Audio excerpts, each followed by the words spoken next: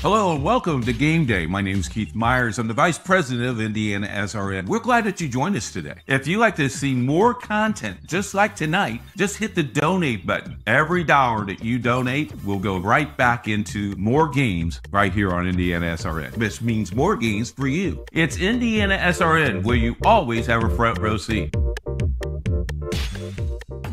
Hey, Indiana. Let's clear the air about vaping.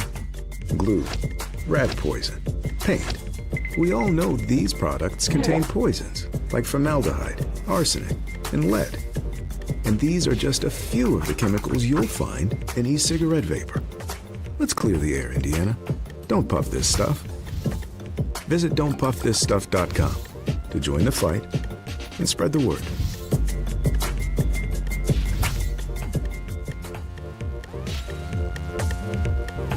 We encourage you to follow us on Twitter at IndianaSRN. Find upcoming games, video highlights, and much more. Follow us now at IndianaSRN.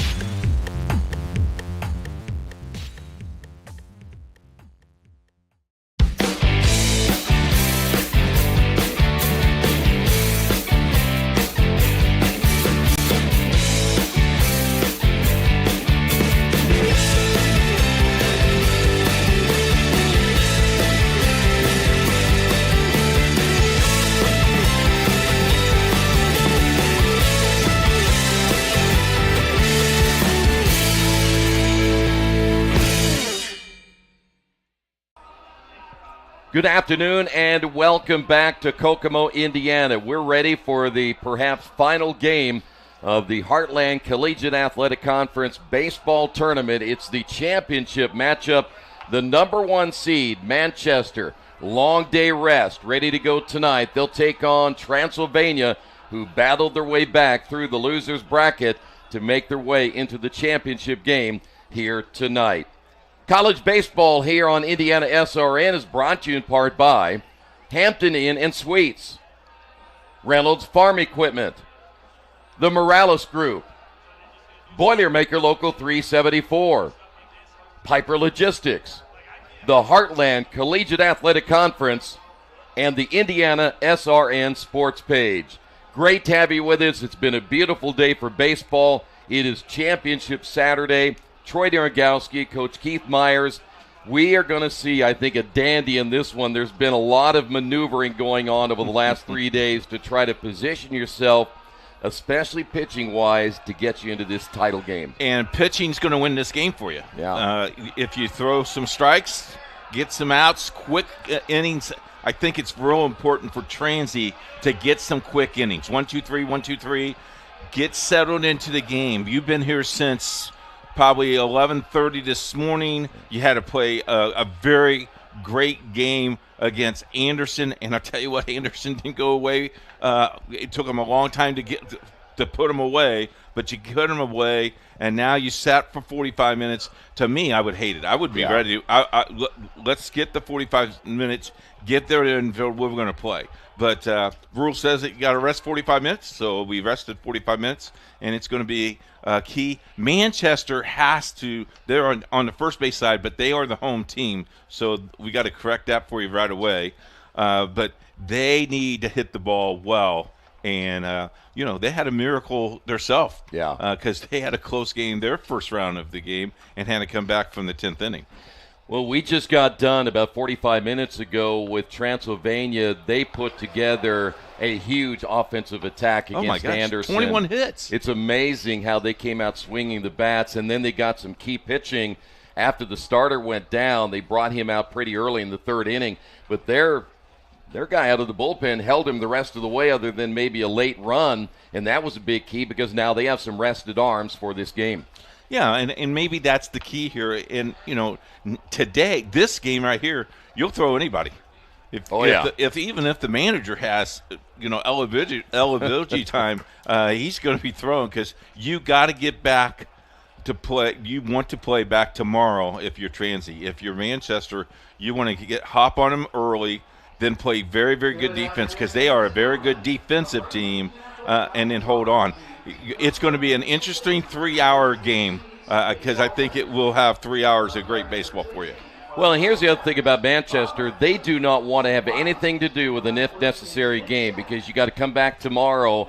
You want to get it done now, giving no chance for Transy to come back and beat you tomorrow. You sleep in a nice bed and you sleep well, anything can happen in that championship game. Now, saying that, the last 2 years we have come back and played on Mother's Day. So we'll see what happens. All right, pitching-wise, and we were talking about this before we got started, Transylvania's going to go with a young man who really hasn't thrown that much this year. He hasn't really been spectacular, but they're going to go with him. He is a young man by the name of Henry Craig. He will be making his 12th appearance, his 6th start. He's only thrown 26 innings. He's given up 35 hits, 22 runs, 20 earned, 14 strikeouts, 14 walks. Here's the key numbers. He is 1-6, an ERA of 6.92, but opposing teams are hitting him at a clip of 340. I was curious why they decided to go with him. Fresh arm. He's a fresh arm. He hasn't throw at all. And right now, you need to have freshness in that pitching on that pitching rubber. Because everybody else, you've used everybody else. This is a game that you're going to out-hit somebody more likely and outrun somebody more likely than dominate them and throw strikes and get them out at the plate.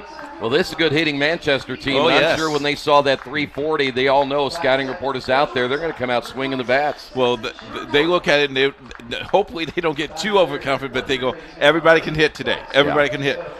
I'm curious of how the DH will do for Manchester. He caught on fire in that second game. First game he struggled a little bit. That second game he saw the ball well. He can hit the ball. The ball is carrying out today for some odd reason. We got a clear blue sky, and this ball has carried very well today. Yeah, it certainly has. You're speaking of Joel Kennedy, who is right now, I would imagine he's going to be in the all-tournament team, but that young man right there could be named the most outstanding player. I don't know who else could have a better series than he did. All right, on the other side, pitching-wise, we're going to see Jared Holly. Holly's making his 10th start. He is, in fact, all of his games have been starts this year.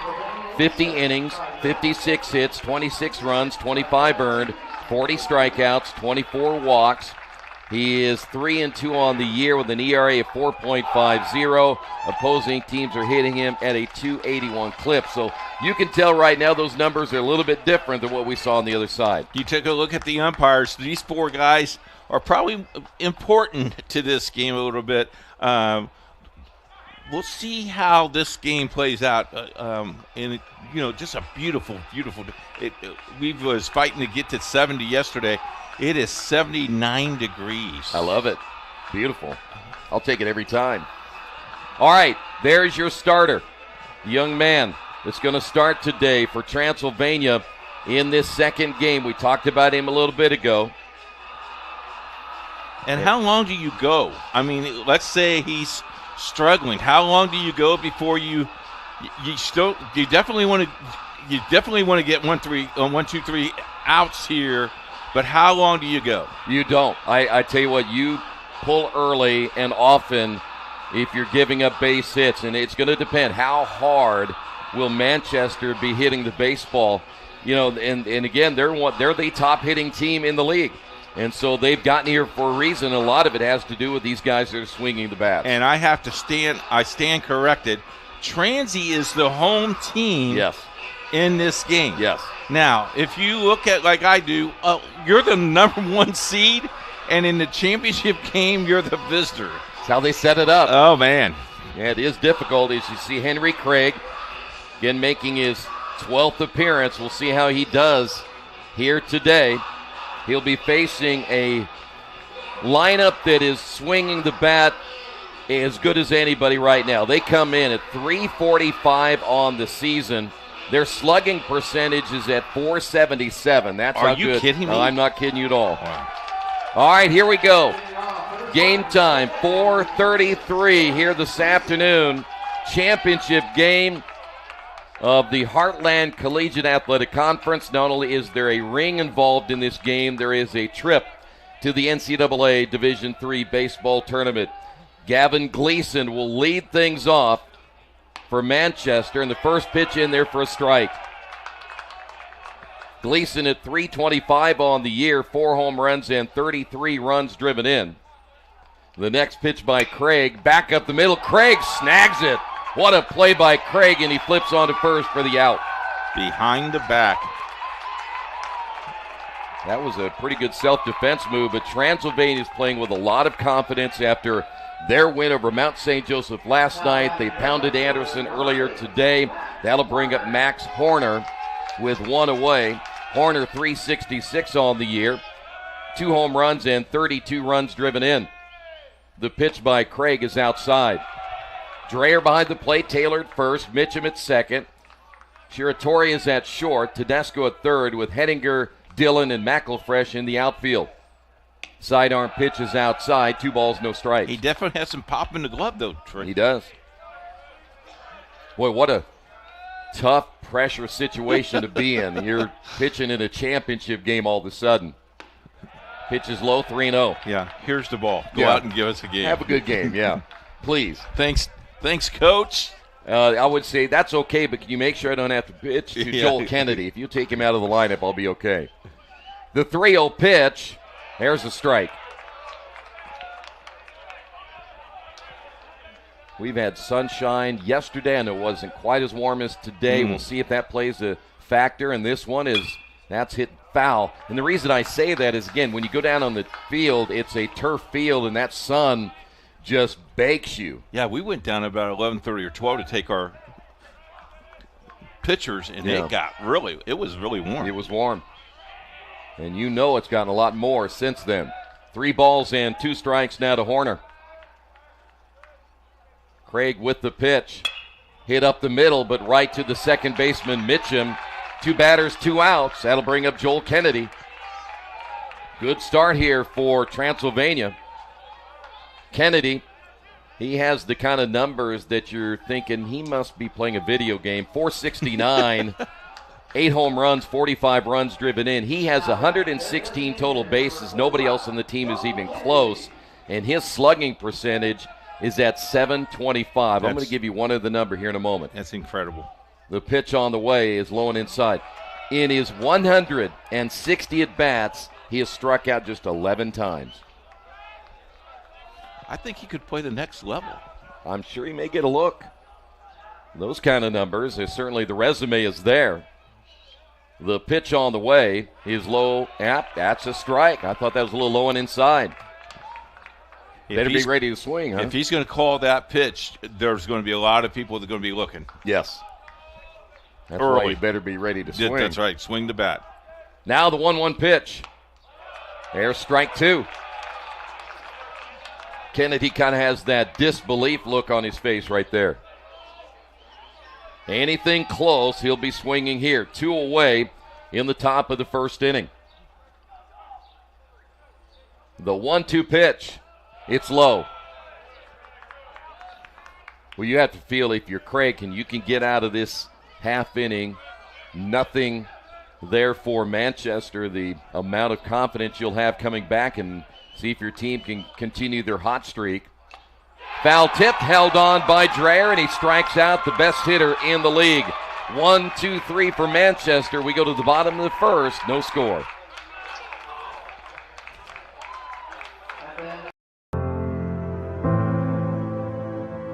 Calling officials cheaters or corrupt? Insulting referees. Threatening officials. Berating young umpires, learning the ropes.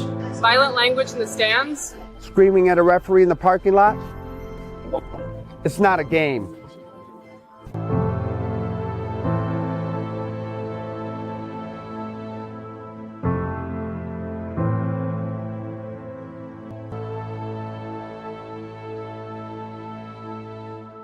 want a piece of equipment you can trust, one that's easy to use. No matter the size of the job, you want to create a feeling worthwhile, something you can use for every job. For over 60 years, Reynolds has been a community staple, ensuring our customers powerful implements, top quality care and service. You need something that's in it for the long haul.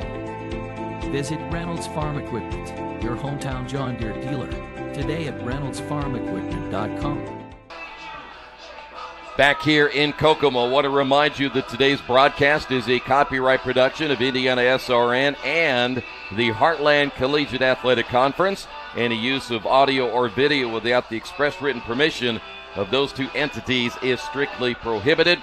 We move to the bottom of the first as the Pioneers of Transylvania, boy, they've been hitting the ball very well. You go back to last night, they held off Mount St. Joseph, won that 7-5, but their bats were swinging. But today, they were out late last night. We know that for a fact because they ended up at B-Dubs and had some food, but they came ready to play early today. They hit like you used to. There's 18 years old. They're 18, 19, 20 years old. You ask me what time I went to bed. 10? No, I left the ballpark at 11. Okay. You did. I don't believe that. I was in bed by 11:20. 11 o'clock. You left before that. That's the story I'm saying. That's a foul ball by Ethan Dillon. Dillon, 319, 6 home runs and 40 runs driven in. No, you guys blessed me. You gave me a nice little half evening off. Yes, we did. And it was nice that your lovely wife came up to join you. There's the hit batsman. So Dillon on his way down to first. Unofficially, I've counted 13 people get hit this year, this tournament weekend. Yes. Yeah, I believe it. That'll bring up Seda Shiratori. This guy is a very good bunter, and they've been having kind of a pattern here in this tournament, trying to get that runner advanced down to second base and then let number 3 and 4 do their work. Shiratori at 331 on the year, 23 runs driven in. He has 10 sacrifice hits to his credit. Snap throw, tag late on, and they got him. Great throw by Gleason, and Bortone sneaking behind the base runner, tag late on, and there goes your leadoff hitter. What a play. Wow, you just cannot do that. We have seen a lot of it. We talked about this in our previous broadcast, a lot of base running errors in this tournament. So now nobody on base, and the strike there by Holly. And now you get that strike. Now you're now you have that momentum going. That's right. The wind and the 1-1 pitch is outside. Well, you want to give Shiratori a chance to get you down to second base, and as we mentioned, he has 10 sacrifice hits alone. That leads the ball club. That'll be swung on and hit foul. We'll go to 2 balls and 2 strikes. You notice the first baseman right away went backhand, and then also showed the ball to make sure the umpire knew that the ball was in his glove. Bortone is the one player who's probably the MVP of the all-hair team, as we've announced that again this year. That pitch is up high. They have 2. They have Rocco Haynes at third and Bortone at first base. They're, I would consider, all-Americans in the all-hair team. Yeah. Payout pitch on the way, hit well on the shortstop. Westfield snags it. They'll say he made the catch. He brought the ball out as he was ready to throw, but it is a catch by Westfield, and now 2 away, and that'll bring up Baxter Tedesco. Baxter, a best 342. This ballpark's pretty full. It is. A lot of fans showing up. More than 200. Yeah. Well, and the thing is, Manchester isn't that far away. This one hit up the middle, base hit. Tedesco, first hit pitching. Gets that 2-out single, and that'll bring up Henry Mitchum. Mitchum on the season hitting a 302. A couple of home runs and 34 runs driven in. Now Tedesco, not a big base stealing threat, only 6 of 9 on the season. Gleason behind the plate. Bortone is at first. Mariani's at second. Westfield the shortstop. Haynes at third with Horner, Dirkman, and Cobb in the outfield left to right. 1 ball and no strikes now to Mitchum.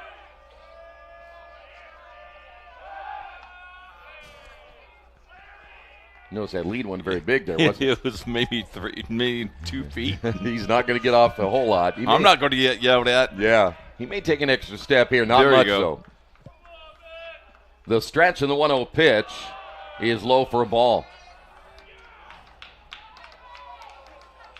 As a team, Transylvania not quite in the same ballpark hitting-wise. They're only at 288, but they've been hitting well lately. Off the end of the bat, ground ball. Mariani will scoop and throw. Got a base hit out of it. Nothing hurt. After one complete, no score.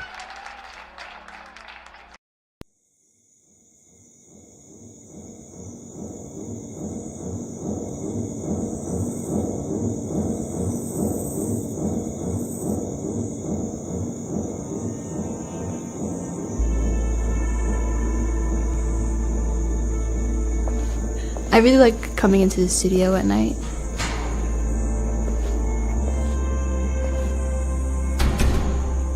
It can be really therapeutic just to come in on my own time, and I don't have any pressure on the things I make. I can just make it. To me, that's where the best work comes from.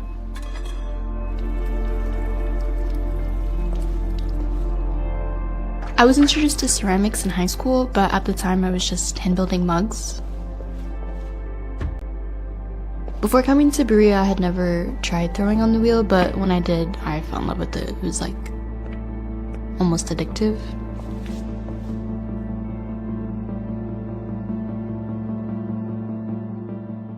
My parents both immigrated from Morocco, so I'm a first-generation American. My parents did sacrifice a lot to make sure I was able to get the opportunities that they didn't necessarily have in Morocco. I see making tagines as a way for me to show my appreciation for my parents and also our Moroccan heritage.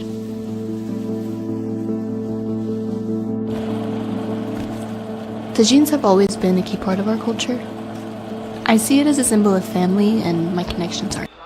The Manchester offense is so good as we welcome you back. I was about ready to say as I'm bending over to put my drink away. Yep. Manchester's offense is just so good in what they've been able to accomplish this year. As we go to Bortone, Haynes, and Westfield here in the second inning. And the pitch on the way is over the head of Dreher. Hit the wall. That ball will be thrown out. It doesn't have a bad scuff on it. You might stick that back in there. Maybe nobody will notice.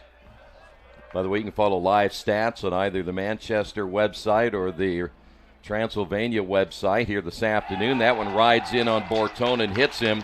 First base runner of the day now for Manchester. That's the second hit batter we have seen now. Unofficially 14 in the tournament. I will try to get that confirmed by Chuck. Here's Rocco Haynes, our tournament director. Man, what a great staff we've had this weekend. Been fun. And the hospitality. Boy, between that and the hotel and the orange juice, are you kidding me? And our great producer all weekend. Yeah, he's doing a What's great his job. name? Can you remind me? I don't remember. Jerry, that's what it is. Jerry. He's new to the team. Yeah, new to the company. Yeah, we want to thank the Greater Kokomo Visitors Bureau for feeding us here tonight, too. I don't know what the lady's name is, but she's outstanding. Sherry. Good job, Sherry. You deserve a raise. 1 ball and no strikes now to Rocco Haynes. He had a towering shot yesterday. Reaches out and fouls this one to the right. Rocco is, we mentioned, one of those players that can play in the infield. He can play in the outfield. He can also pitch. And I know they miss his bat when he's throwing. He generally doesn't get a chance to hit. But he's lethal at the plate. This one reached down into right field. McElfresh going back on it, makes the catch. Hurrying back is Bortone to first base, 1 away. That's a pretty long poke. See, that's just it today, Keith. The balls that are hit to right field have been really carrying deep. And it's not like an overcast day where you were fighting the sun in between the clouds today. It is a perfect day. Yeah, very clear as you see Westfield stepping to the plate. 1 away here in the second. Ground ball right side. That's going to get through for a base hit. Westfield going the opposite way. Now runners at first and second. And we have seen that a lot today, and even in the entire tournament, where hitters are able to go the opposite way and hit behind the runner. That'll bring up Mariani, the second baseman. Got to give him the green light here, don't you? Well, he's a decent hitter. I'm not sure what the game plan might be, but... Oh, they're playing behind. They're not holding at first base. No, they're not. First base. Nope. So Mariani steps in and takes that pitch for a strike. Mariani at 333. Not a big RBI guy, only 18 on the season, but a chance here to give the Spartans the early lead as we play in the second inning. The pitch on the way, lined up the middle. That's going to fall in for a base hit. Bortone rounding third. Dillon up and throwing. The ball got away. It might have scored the run, but they're going to play it safe and keep Bortone at third. And now the bases are loaded, and that'll bring up Mitchell Cobb. You know, you're in a championship game. I agree with that play right there by Coach. Why run myself out of an inning when I got Cobb coming at the plate who makes good contact? Yeah, Cobb is next. 350 on the year, 6 home runs and 33 runs driven in. And he's batting eighth. Must not be a very good hitter. We have seen the bottom of the order in many teams actually produce very well in this tournament. First pitch called strike. Dirkman is next if he gets a chance. Now let's see how Craig will respond. There's a little shuffling going on down the Transylvania bullpen. The pitch, way outside. He came with that sidearm pitch, and the release point was a little bit too far across his body. Now he's more, we really haven't seen him come over the top. He's more of a three-quarters kind of guy. He doesn't throw particularly hard, though.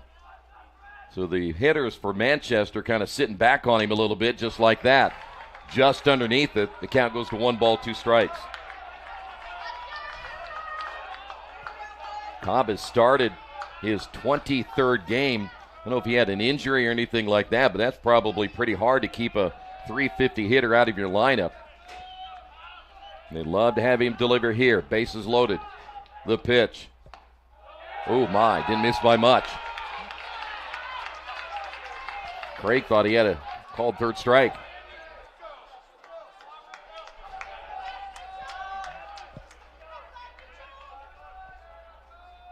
Cobb back in. Bortone at third. Westfield at second. Mariani at first.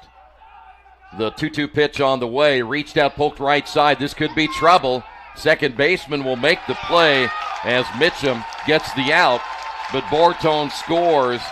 And the number 1 seed, Spartans of Manchester, get on the board. They lead at 1-0. Now runners at second and third. That'll bring up Dirkman, the center fielder. No time to relax, though. I know you love getting the out right there, but again, now Dirkman, you got to play defense again. Well, and Dirkman's pretty good. 340 hitter. He started in all 41 games. A 28 RBI man, and he'll take that first pitch for a called strike. So you have a number 9 guy that's hitting 340. It sounds like the lineups you used to coach. No wonder you were so good as a baseball coach. All your people could hit like crazy. Yeah, they could. Here's the 0-1.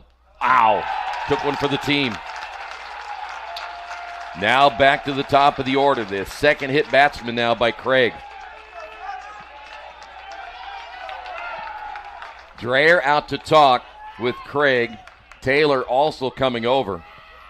They may give that bullpen a little bit of time to get going here.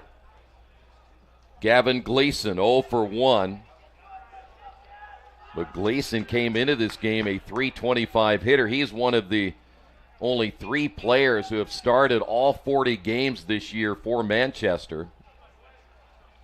I heard the game earlier today where you and Sean was saying guys are talking on a mound, and here comes the umpire to catch it. Goes, here comes the umpire. Let's break it up. Let's break it up. And you got to let him get halfway there. Yeah.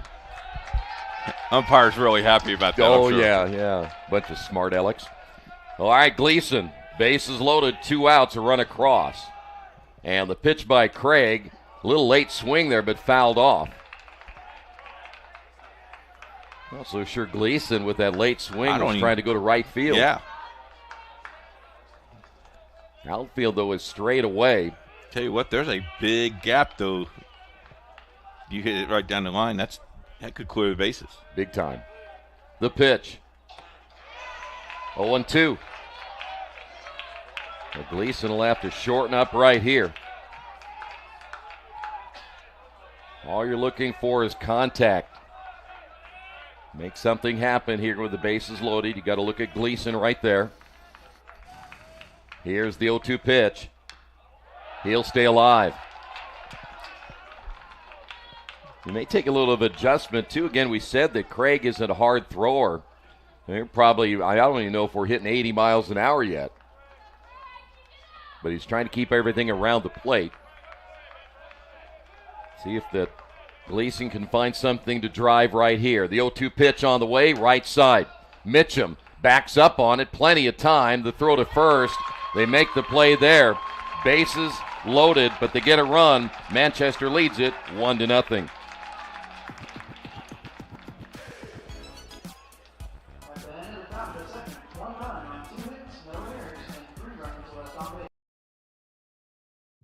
At Morales Group Staffing, we are all about building better futures. And during these times, we are working hard to put people to work.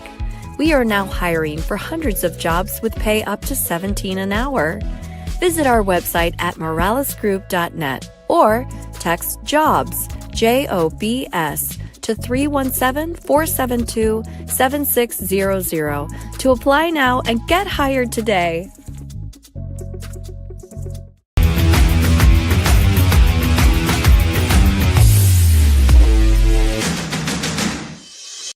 We encourage you to follow us on Twitter at IndianaSRN. Find upcoming games, video highlights, and much more. Follow us now at IndianaSRN. The Heartland Collegiate Athletic Conference, pushing limits and breaking barriers. HCA athletes never back down. We're at game number 10 of this tournament. You guys were here Wednesday, and it seems like sometimes when you get to Saturday, and it is a long time, a lot of man hours put into all this production and everything, but I think overall it's been a great weekend. I'll tell you what, Wednesday, our production team worked circles. Yeah. I mean, Chuck and Jerry has worked very, very hard. I'll tell you what, in the camera angles that we have today and throughout this tournament, and thank you for a lot of you who have responded, has sent me some nice comments about the angles and how things work. And I don't know what our count was, but it was a good count yesterday and even better today. And it's fun. It's fun when the coaches say, we've been watching in our hotel rooms, thanks for covering it for us. Austin Taylor will lead things off for Transylvania. They trail it 1-0. Taylor 310 on the year, home run and 21 runs driven in. Hawley gave up a base hit in the first. As he's set to throw, and the pitch on the way is fouled off. Of course, we got some news a few minutes ago that Chuck Levine is going to go to grad school, and so we're going to lose him off our staff. Heading to Boston. Drexel. Maybe. Maybe. Yeah.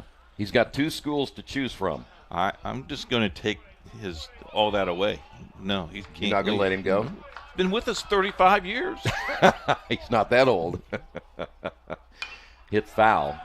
Yeah, you're going to lose a good guy. Man who's a good guy, does a great job in his production, and does a great job as a director and camera operator. And I think this is his 3rd or 4th tournament with us. Oh, there you go. Okay. Here's the 0-2 pitch. Hit foul. CEO says he's going to hire him as a vice president of operations. Well, good. If you do that, don't you have to buy into it? So Chuck has to get $10,000, $20,000, something like that. I'm sure he's got that laying around. Sure. Here's the 0-2 pitch. Good at bat here for Taylor. In all seriousness, Chuck has done a great job for us. We're going to kind of miss him. Yeah, he made a lot of those trips down to Evansville, too, didn't he? In Transylvania. He told me he couldn't wait to make those trips again. Here's the 0-2, breaking pitch outside. My first road trip with him was at Transylvania. Was it? Nice rainy weekend we spent together. 1 ball and 2 strikes. Long look here by Holly. And the pitch on the way is hit foul. You know, we're losing Chuck, but we gained Sean back. He doesn't think so. Every time you say that, he just shakes his head. No, that ain't happening. He'll be back here next week. Yeah. Baseball, yes. The rest of it, no. Pitch inside, 2-2. I know you tried to get him to do lacrosse on Thursday, but he turned that down. Pretty quick, didn't he? Yeah. No. 2 balls and 2 strikes. Taylor, Hettinger, and Manning. Line toward the shortstop, 1 hop Westfield. High throw, but the first baseman, Bortone, comes right back down on the base. There's 1 away. That'll bring up Hettinger. Chris at 265 on the year.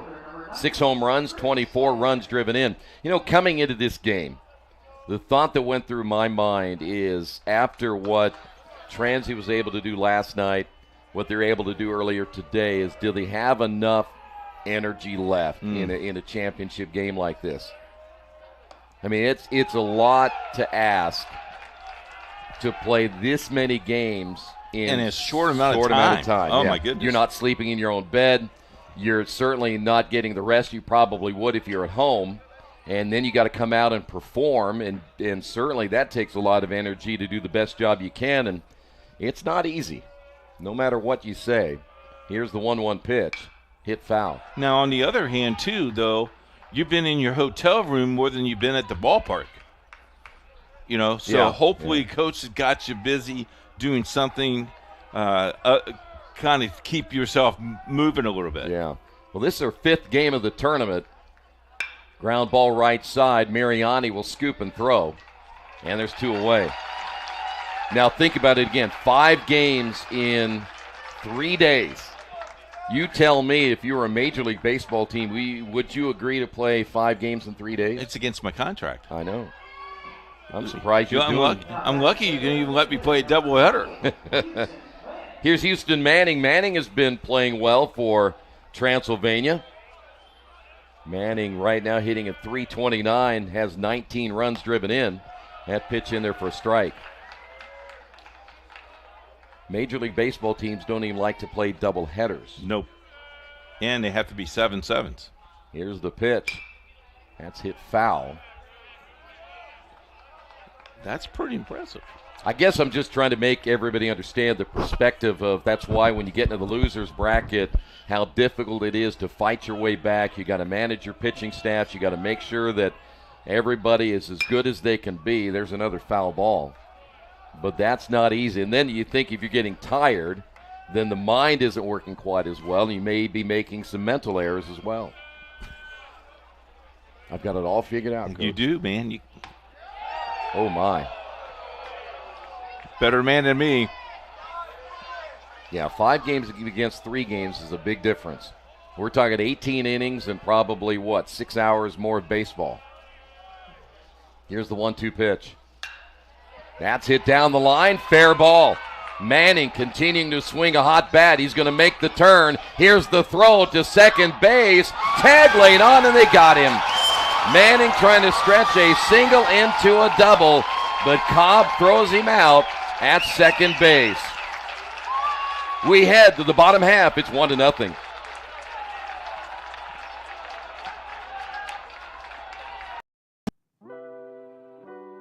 Hi, my name is Dr. Ruth Myers. I'm the Director of Nursing at Bluffton University. My background is I've been a registered nurse for 19 years. I started my career in oncology, caring for cancer patients, and the most recent 11 years of my career, I've been an advanced practice nurse as a family nurse practitioner in family medicine or internal medicine. Nursing is a great field, lots of opportunity for career growth. You'll have job security, but most of all, you'll have a meaningful career centered on taking care of patients and their families. Bluffton is a great fit for nursing. Here in our accredited program, we train our students to excel in building relationships and also in mentorship. Additionally, learning and serving in a close-knit community is very important to our students here, and we really instill the value of helping each other improve the health of our community and our world. So our students get hands-on experience all 4 years in our nursing program, whether it be clinical observation in that first year, or in subsequent years going out into the community setting where students get to apply what they've learned in the classroom, applying that didactic material in a clinical setting in the surrounding community, which is extremely valuable in providing a baseline broad knowledge about nursing, setting them up. Back here in Kokomo, we're going to take another look at the first base coach here. Let's see if he sends Manning. Yeah, and you can see he knows it's fair, and now he's going to point him right there to go. He sure did. So this is a great throw, though. Look at this throw. That's a Sean Crawl throw right there. It is. And all I had to do is lay down the tag. All right. I love it when they lay it down, you slide right into it. Pretty easy call by the umpire. That's what they tell you to do, just lay it down. Horner will lead things off now for the Spartans. He swings and misses. Craig has been effective early. He's given up just 2 hits and the 1 run. He has hit 2 batters. Next pitch on the way, a little sidearm tapper over the mound. Shiratori charging and throwing, and what a gun for an arm. Here's another view of it. Yep, he went like... he sure did. When you wind it up, you're telling him to go. Here's Kennedy. Top of that order for Manchester. See if they can get rolling here pretty soon. They're hitting the ball hard, though. That last one wasn't very hard. No. It would be for you. Move on. Thanks for inviting me back. Here's Kennedy. High fly ball into right field. McElfresh going back on it. He turns and makes the catch. Kennedy 0 for 2 tonight. And 2 quick outs here in the third, and that'll bring up Bortone. You know, Kennedy was very patient at the plate. The first time up. This time, first pitch swinging. He was hungry. I would imagine he felt that's the best pitch I may see. Bortone scored the game's only run. He was hit by a pitch. Takes the pitch up high. Unofficially, 15 people been hit. 15 people. Yes, that's what I have down here. My little notes. That went in there for a strike. Well, anytime we get a chance to review your little notes, we know it's a big deal. Hey, it's been a great tournament. Don't ruin it yet. Here's the 1-1.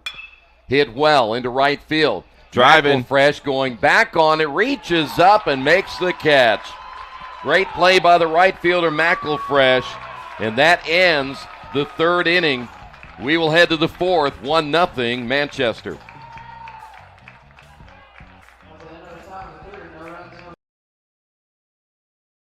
From warehousing to transportation and everything in between, Piper Logistics does it all. Centrally located, Piper Logistics has 2 warehouses in Indianapolis and a warehouse in Cincinnati, Ohio. Piper Logistics houses over 1 million square feet. Along with our transportation department, we can provide service to half the United States markets.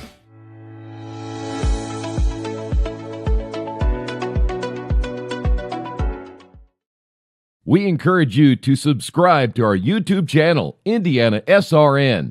Hit the bell to get notifications for upcoming games and more.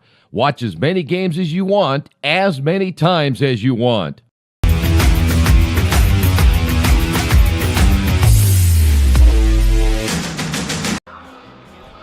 Back in Kokomo, HCAC pride runs deep at every sport, in every school. We also want to thank our friends at the Hampton Inn and Suites in Kokomo, where they've done a fantastic job taking care of us, and we had a great time being there and enjoy the free hot breakfast and the free Wi-Fi with every time we go here, they take good care of us. And you can book a room today. If you're in the Kokomo area or you're traveling, whatever the case may be, make sure you give them a call and book your room at 765-205-3194. I, by the way, made a misstatement a little bit ago. We weren't heading anywhere, just to the bottom of the third, not the top of the fourth. It'll be Dreher, McElfresh, and Dillon. Who do you ask for at Hampton Inn? Victoria. That's right. Nice lady. They were very helpful when I had questions for them earlier today. Here's Dreher. In there for a strike. Dreher first plate appearance here today. 2 hits so far for Transylvania. They're coming off that 21-hit attack earlier today. 1 ball and 1 strike. Lined into center field, base hit. Leading things off is Dreher. He had a couple of hits in the last game as well, and that'll bring up the right fielder, McElfresh.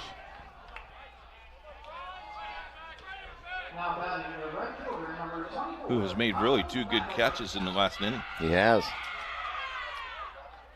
And he has a fan club here. He's only hitting 188 on the year, but the fans don't care. See if Dreher, again, not a whole lot of speed down to first base. Bunt first base side. Holly will come off and step on the bag himself. The sacrifice bunt successful by McElfresh. And now to the top of the order in Ethan Dillon. It's very rare you have a 1 unassisted sacrifice. Dillon hit by a pitch in the first inning.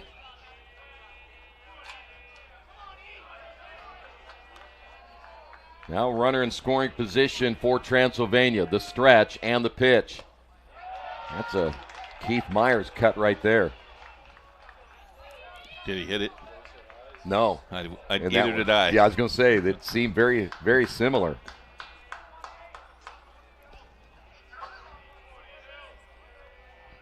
The stretch again by Holly. The pitch. There's a strike. We'll go to 0-2. Dillon. He's asking, was it a little high?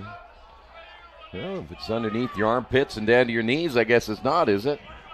No, sir. The stretch. And the 0-2 pitch. Lifted high to center field. Dirkman to his left, and he'll make the catch. Runner will tag. The throw is not in time. And now Dreher at third base with 2 outs, and that'll bring up Seda Shiratori.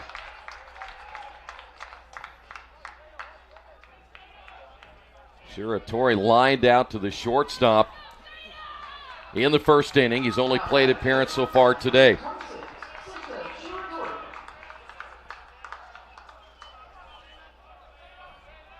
Transy coming off a huge scoring day against Anderson.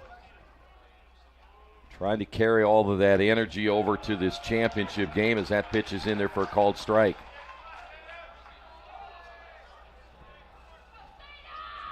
I noticed that Horner, Dirkman, and Cobb are playing a little deeper than they did yesterday. Pitch up high. We talked about in the first day, the ball just didn't carry anywhere. I don't care where you hit it. Yesterday got better in the afternoon than it was in the morning, and the balls kept carrying to right field. Last night they carried very, very well. Yeah, very well.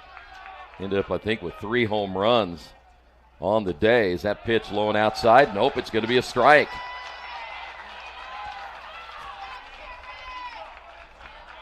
Our weatherman. Boy, 39's not that bad, is it? It was freezing. That was okay. 1 ball, 2 strikes. You had a heater in here. That one chopped over the middle. This could be trouble, and the shortstop Westfield got to it, but the run will score.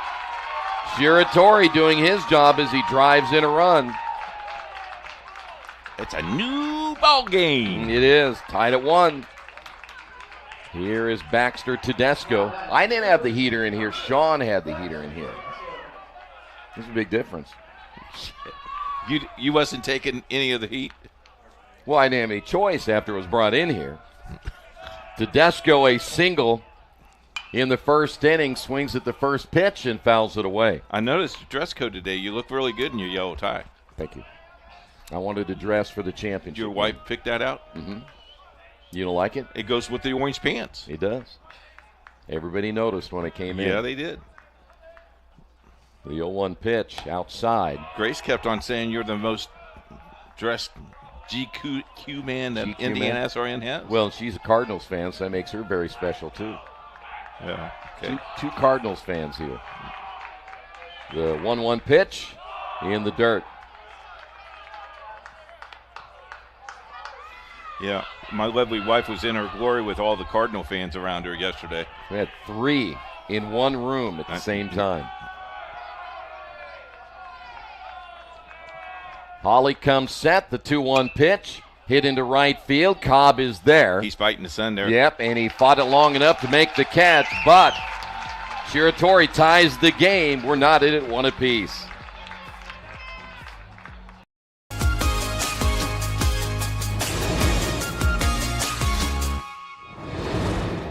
Skylar is a senior biochemistry major from right here in Richmond, Indiana. More than half of Earlham's student body studies away from campus at least once in their Earlham education. But many travel to multiple different cities or countries like Costa Rica and England as part of their Earlham education. Skylar, give us all the details. Take it away.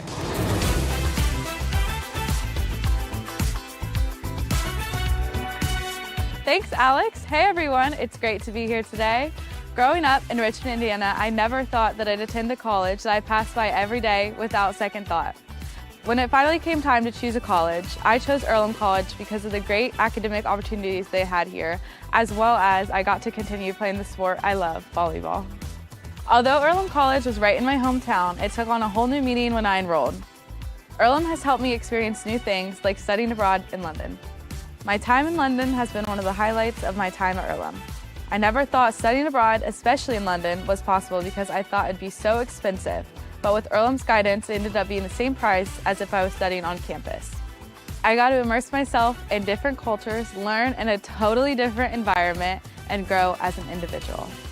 I also participated in Epic for Athletes, where I got to travel to Costa Rica with my volleyball team, totally free of charge.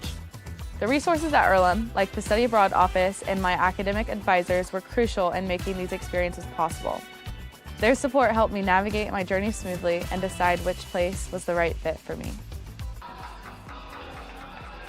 Back here in Kokomo, it'll be Rocco Haynes to lead things off here in the top of the 4th inning. Haynes, Westfield, and Mariani.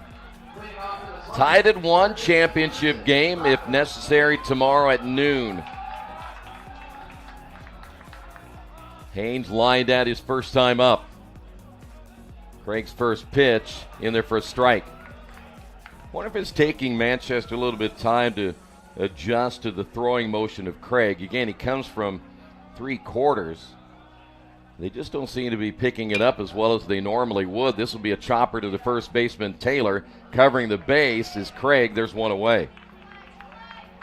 But give Craig credit. He has pretty much kept them off balance in the first 3 1/3 innings. Here's Westfield, who singled in the 3rd.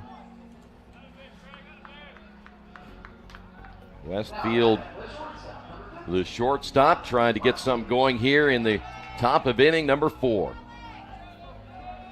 So far, just 2 hits. And there's a strike.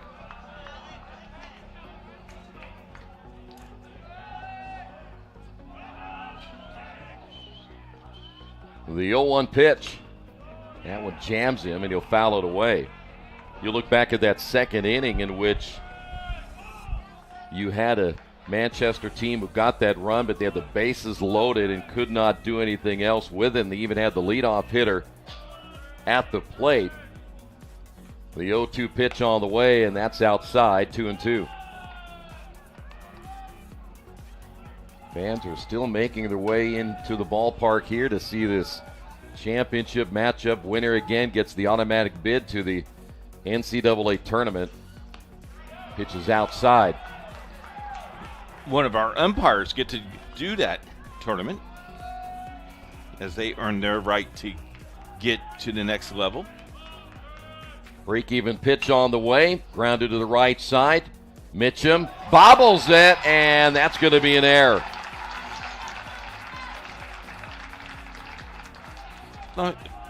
When he hit the ground, I think the ball popped a little bit. He's probably kicking himself right now. So here's Miriani.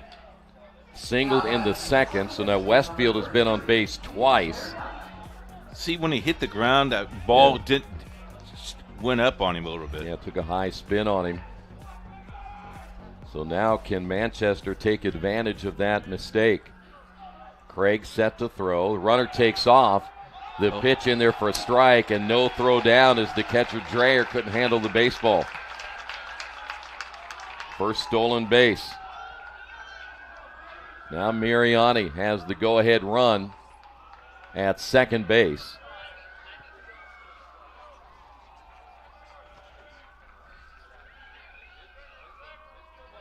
Craig has done exceptionally well so far here this afternoon. The pitch hit foul.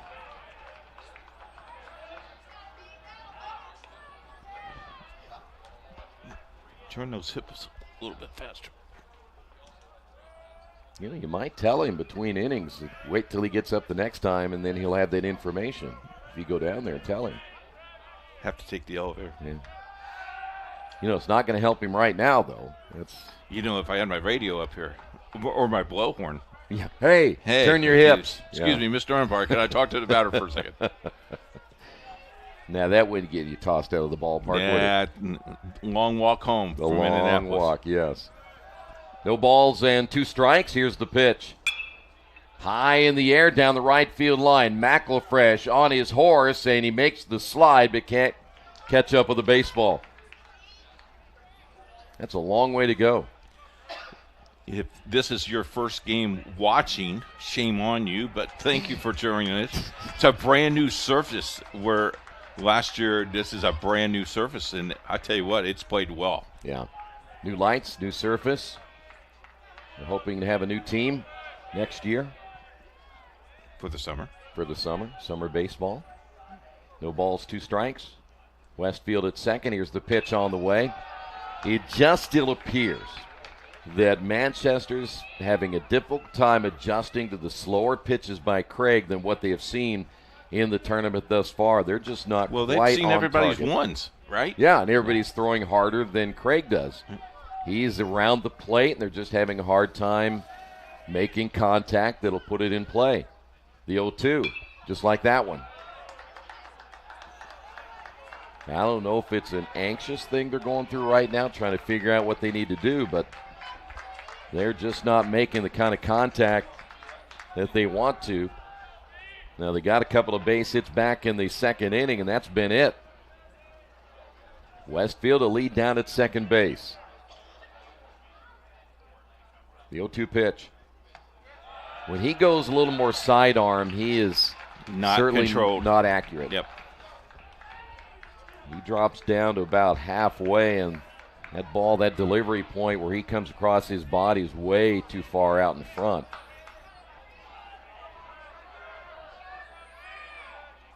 The stretch by Craig and the pitch on the way, lifted into center field. Dillon coming over. He's going to make the catch. Westfield will tag. Here comes the throw, not in time. So the fly ball will get Westfield to third, and now it's up to Mitchell Cobb. Cobb 0 for 1 tonight. He grounded out in the second inning.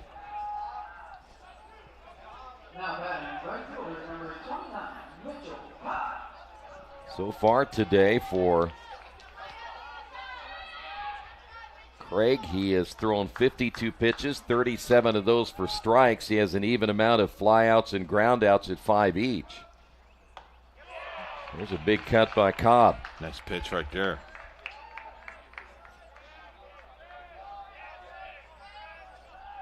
No balls and 1 strike.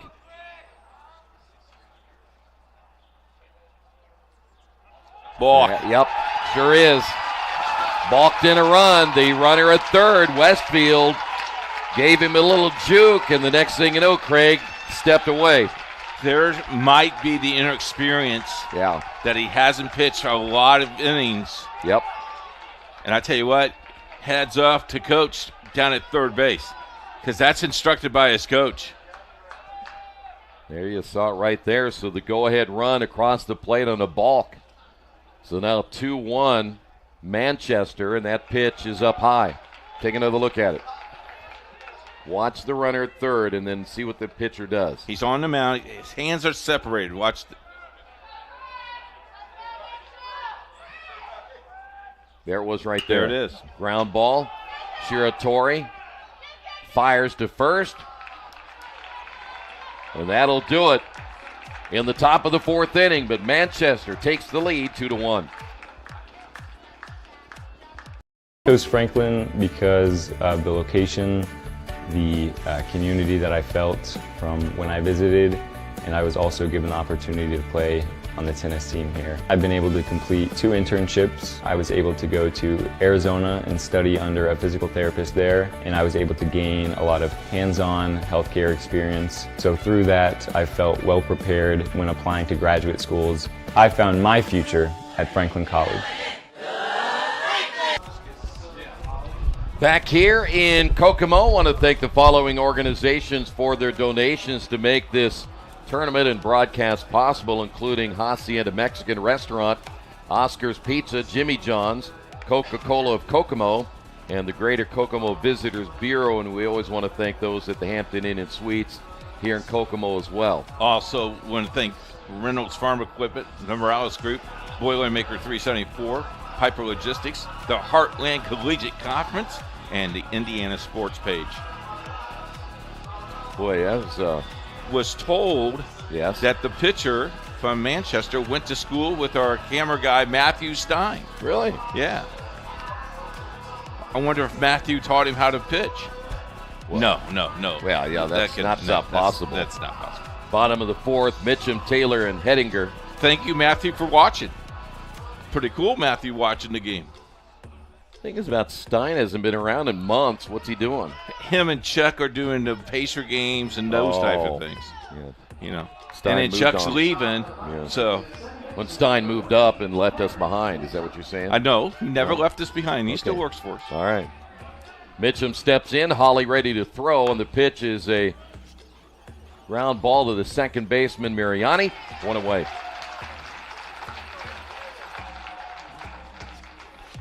Watch this. This is the ball that you're going to see. Now he has come set right there. Yep. And here's where he makes the mistake. You got to step off the rubber. You can't do that. There it is. If he was going to do anything, you step back off the rubber, then make your move. Austin Taylor. And the pitch. Blowing outside. Was that Johnny's shot or was that Jimmy's shot? That had to come from the third base That's side. Johnny's shot, yeah. Here's the one. 1 ball, 1 strike. It wasn't yours, is what he's saying. Let me tell you, the last time you let me work a camera right third base, it took me 1 out to realize, get off the camera. Here's the 1-1 pitch. Fly ball, right field, shallow right. Cobb toward the line, now in foul territory, makes the catch, route number 2. No, they were very impressed with the way you shot lacrosse. Oh, yeah. Here's Hettinger. Chuck was my director, and he goes, you see that little white ball out there? Follow the white ball. You went, what white ball? I didn't see no white ball. Hettinger 0 for 1. That probably was the indication that you should probably not do lacrosse. Stay where I do. Yeah. Breaking ball in there for a strike. And after 4 games behind Sean, I don't know if I'm in the right seat right now anyway. Holly's pitch is low for a ball. So this pitcher, what high school did they go to? I don't know. I'll figure that out for you. Wabash High School. Here's the 1-1 pitch. 1-2. Wabash is close to Manchester. Oh, it is? Yes. Oh. Trivia's locked and loaded, fellas. Ah, the trivia question is locked and loaded in. Okay. The 1-2 pitch. Came over the top of that breaking ball, and he misses. I'm excited I get to guess. It will probably be a good question. We're going to leave it up to you to see if you can get it. Okay. The 2-2 pitch. Ground ball, left side. It'll be Haynes. Rocco's throw to first in time. 1-2-3 inning. We will head to the top of the fifth. Manchester leads it 2-1. April 3rd, 1974. Just before 4 p.m., a violent tornado ripped through a significant portion of the Hanover College campus. The storm was part of the famed super outbreak, which included nearly 150 confirmed tornadoes in 13 U.S. states and Canada during an 18-hour period. The outbreak, one of the most violent in recorded history, covered more than 2,600 miles, killed 330 people, injured more than 6,000 people, and left thousands homeless. In Jefferson County, Indiana, 2 F4 tornadoes killed 11 and left more than 300 with injuries. The college suffered $10 million in damage, more than $62 million in today's dollars, including 30 campus buildings and much of the lush forests and trees on campus. Despite the harsh impact of the disaster, a unique educational opportunity arose. Professor Emeritus of Biology Paul McMillan and Jonathan Bailey, class of 75, along with help from HC students, staff, and faculty, developed a method to study the regrowth of the trees in Happy Valley, a heavily wooded area on the eastern side of campus.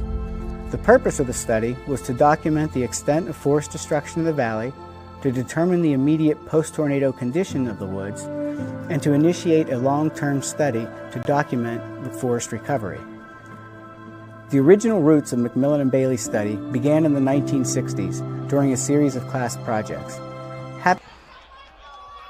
Back here in Kokomo, respect the grind. HCAC student-athletes live it year-round, as does Keith Myers. I tell you what, those slogans or those highlights about the HCAC has been pretty impressive. It is.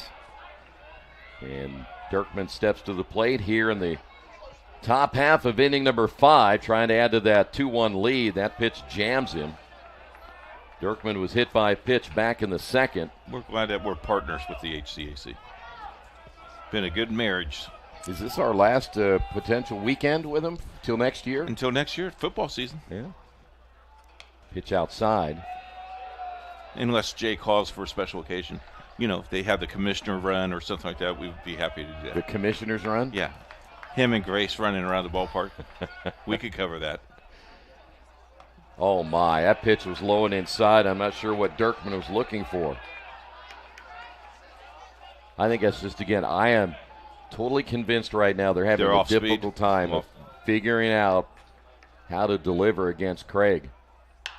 Reaching out, poking it to right field. McElfresh on the run. He won't get to it. That'll be a base hit. Well, I think for Dirkman, in that at bat, better to be lucky than good, but he was able to drop that one in for a base hit. We'll head to the top of the order, and this is where right now Manchester has not produced.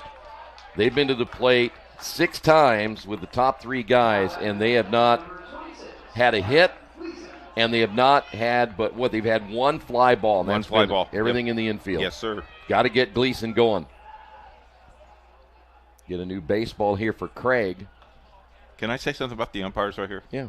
It is impressive that the first base umpire went out to make sure it's a good play, right? Home plate umpire left his position to go all the way down to make sure he makes the call. The umpires have been really pretty good this weekend. A couple hiccups because you haven't worked with them all year, but all in all, a really great job. By the way, and the reason why that home plate umpire went down there is make sure that if he makes the turn and he doesn't touch the base. Exactly. There was an appeal and nobody saw it. Here's the throw to first. Yeah, this is not an easy job. Anytime an official does football, basketball, baseball, volleyball, I don't care what it is, you're trying to make a call in real time, and a lot of times we have seen, even in this tournament, some weird things that happen as there's a strike that you may not be able to see. You're blocked out. You're going to need some help. So I would suggest for fans out there, give these guys and gals a break, okay? Sportsmanship is important. If we don't have them, we can't play. Yeah, you'll be sitting at home. Here's the 0-2. Struck him out. Gleason, not a great at-bat there. That'll be one away for Horner. And so far, the best hitting team in the conference has not figured out Craig. Horner's 0 for 2. Now the top of the order is 0 for 7. Nobody to drive in for Kennedy if you can't get on base. The stretch by Craig. Runner takes off, hits behind the runner. That's going to be a foul ball. That would have scored that run. Well, it may not have scored him, but I guarantee it would have got him to third because I have a feeling McElfresh was going to get to that ball pretty quick, and he's got a decent arm in right field. He does have a decent arm. No balls and a strike. Manchester trying to build on a 2-1 lead. They're the number 1 seed in this tournament. Boy, and you'd hate to come this far. You had a great regular season. You ended up surviving that scare against Mount St. Joseph. You outscored Anderson, the number 2 seed, 16-11. And gets you into the championship game. Want to take full advantage of it. There's a swing and a miss by Horner.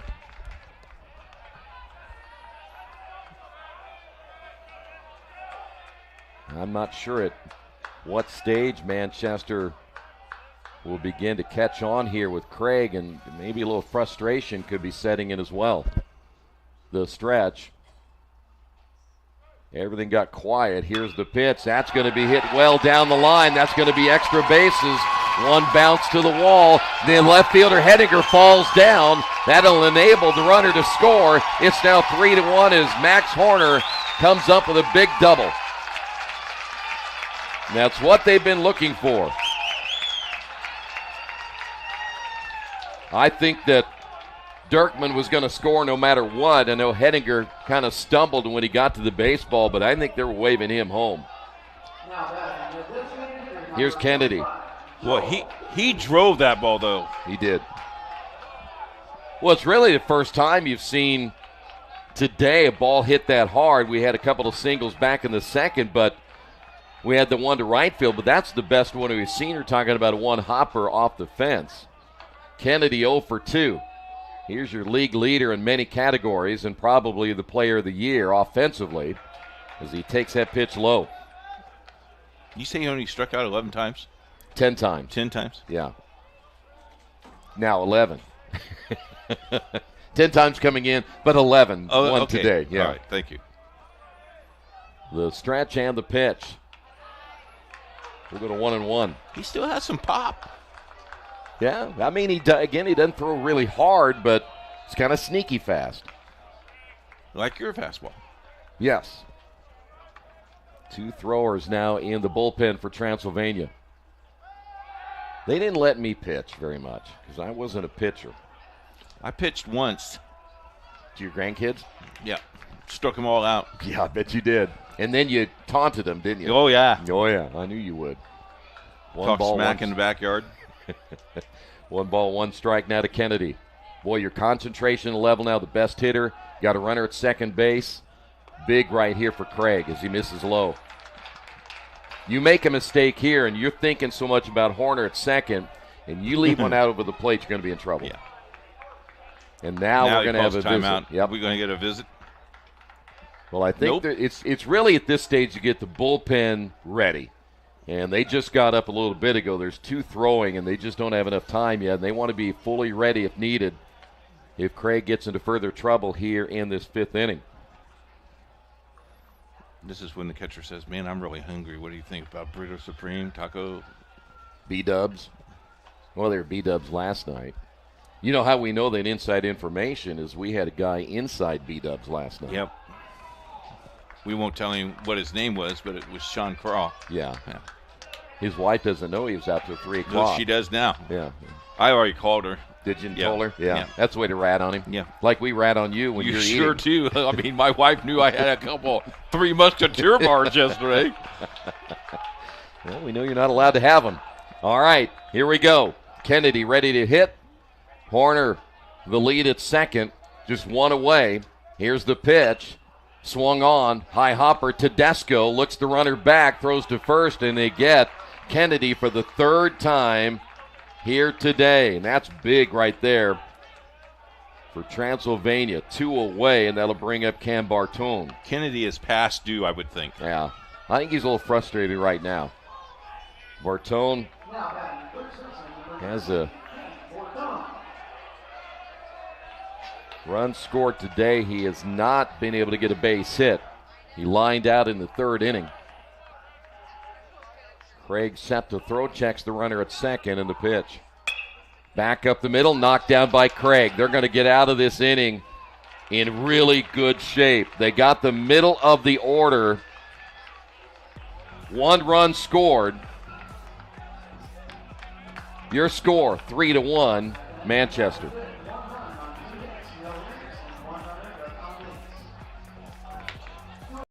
Every person has a story waiting to be told. Mr. Jack comes in every Monday. That's right. One day I noticed his hat said he was a Korean War veteran. I asked him if he'd ever been to the Korean War Memorial. No, I never had a chance to go. That was the day I knew we had to do whatever it took to get him there. Manny made it happen. I got to go to Washington, D.C. to all the memorials. The World War II Memorial, Naval Memorial, Korean War Memorial. Took all kind of pictures and everything, and it was a good trip, too. I'm glad that I could be a part of Mr. Jack's story.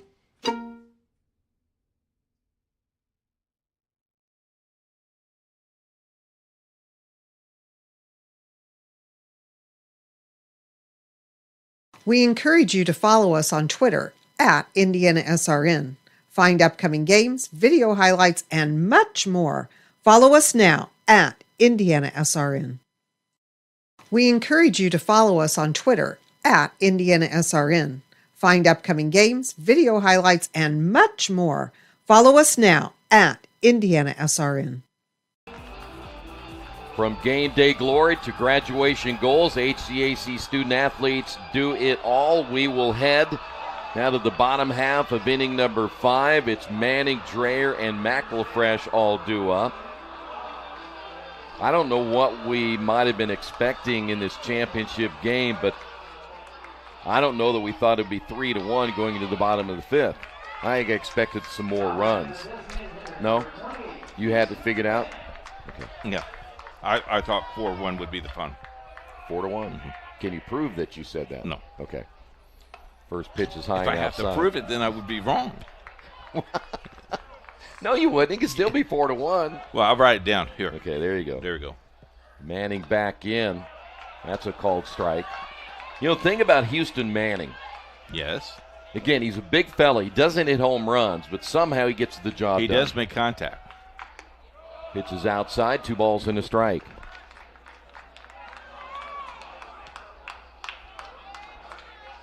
And you'd think a guy of his size would hit with more power, but he's just more of a contact guy as he was out in front of that one, 2-2.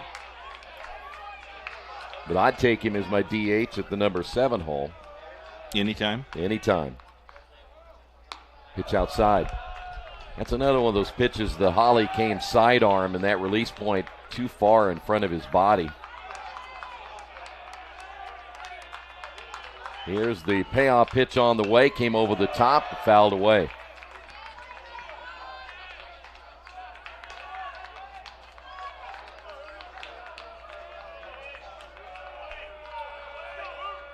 Three balls, 2 strikes now to Manning. Ground ball back up the middle. Mariani backhands and throws, gets the easy out there, 1 away. Here's Dreyer. Dreyer singled back in the 3rd. He has scored the only run for Transylvania in this championship game.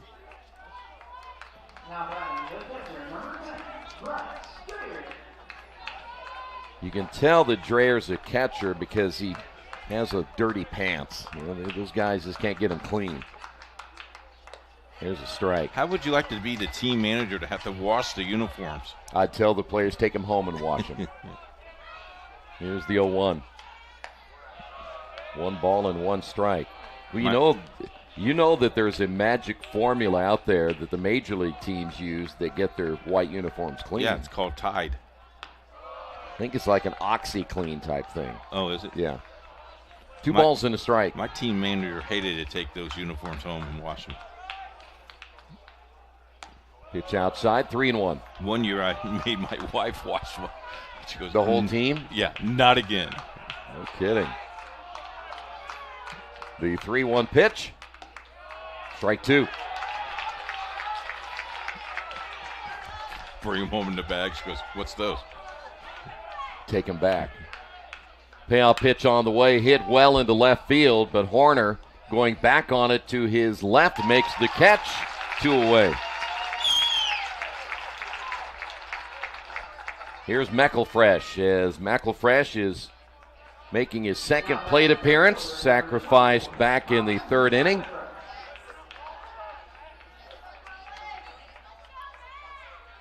He is the number 9 hitter in this order for Transylvania. Pitch outside. Still 2 pitchers in the Transylvania bullpen. There is nothing going on in the Manchester bullpen at the moment. Low and inside. And we're talking a little bit about Craig and the way he throws the baseball. And really, Holly's not an overpowering pitcher either. But he's had pretty good control, been around the plate. He's not walked anybody yet. He did hit the first batter. That was Dillon in the 1st inning. 3 balls and a strike.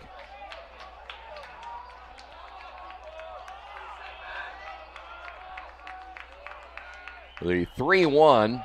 Now we'll go full count.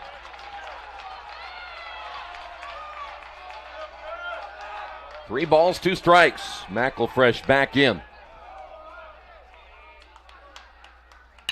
Ground ball up the middle. Westfield takes it off the hop near the bag. The throw and a 1-2-3 inning. That's 7 in a row set down now by Holly. We'll head to the top half of inning number 6, 3-1 Manchester. My professional learning community class traveled to Timbercrest, which is a senior living community, and we talked to retired teachers that are actually Manchester University alum. We had the opportunity to interview Bud Tully, who is a former teacher from here in the community who worked in Manchester schools and in Wabash schools. One of the things that I took away from the conversation with him was to always try to have fun in your classrooms. And it really put it into perspective about different ways we can interact with our students as we go into this profession and what ways we can make learning fun. The person I interviewed said that when you're a teacher, always be prepared for everything. Over-preparing is better than under-preparing. He also said, don't be afraid because you can't change everything. You can at least change one thing, and that's enough. An interesting thing that my interviewee talked about was that she was married when she got here, and she came in as a 41-year-old college student. She originally went to Puerto Rico to teach, and then her and her husband came back here to finish their degrees. She said that it was truly her calling ever since she was like 3 years old. Some advice that I thought was kind of interesting. He talked a lot about being there and presence with the kids, getting to know them, being more of a friend and a mentor as well. Just seeing how he lit up when he talked about being a teacher. A story that he shared was he coordinated with his students. They went to go look at the stars at night. It was just really interesting to hear what he had to say. Yeah, that was very interesting. I felt like with the parents and stuff too, he made it very clear to be involved with the parents and everything else. I met with We have a new pitcher, Drew Pressler. This is only his 3rd game of the year, throwing 1 inning, giving up 1 hit, 1 run, 9 ERA, no record, and so Pressler takes over here in the 6th inning, and the first pitch swung on a miss by Rocco Haynes. Maybe it's just to throw him off. Well, that's my thought. They have not seen this guy. There's probably not a scouting report on him. There's nothing to go on, so you're going to have to go blind. Popped him up. Pressler, as well as Tedesco, he'll make the catch, and there's 1 away. And it's a little hard to scout somebody that hasn't played. That'll bring up Westfield. Westfield, 1 for 2, a run scored. Has a stolen base. He's a tall kid on the mound. Yes, he is. The pitch comes over the top as well.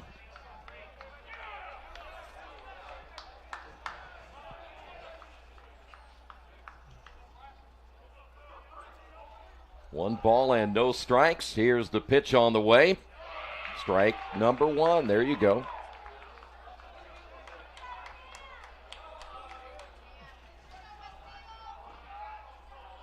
Now the 1-1 pitch. Fouled away.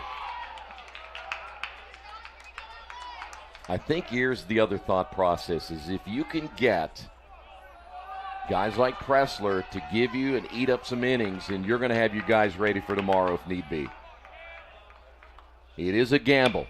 Ground ball to the third baseman, Tedesco. There's 2 away. But you really don't have much choice, and the reason I say that is if you use them all today, you don't have anybody tomorrow. Nobody tomorrow at all. Then you're in really big trouble. Here is Mariani.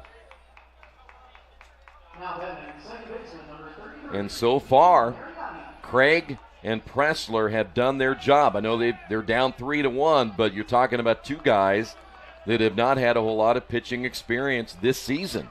And now you're putting them in a championship game. And I think what they have done has been tremendous. 2 away here in the top half of inning number 6. There's the strike.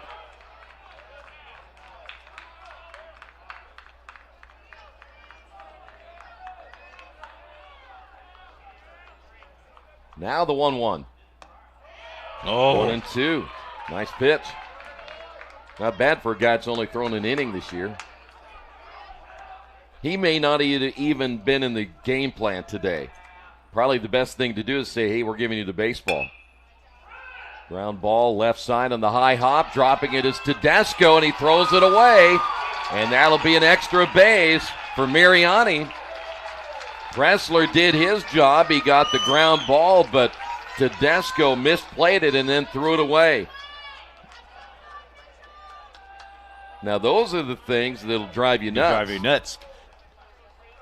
Hold the ball that time. If it gets out of your glove, just hold on to it. Yeah. Did you see the bullpen, though, scammy? Yeah. Well, they're hoping that thing does go into the bullpen so you can make sure you get a runner to second. Here's Mitchell Cobb, and now we kind of put a little star next to Mariani. See if this will come back to bite Transylvania here after a nice performance by Pressler. Ooh, kind of blew that one by him. Now his fastball's a little bit better than Craig's. Now we talk about that. Well, we should have been out of the inning. Cobb 0 for 2. Pitches up high.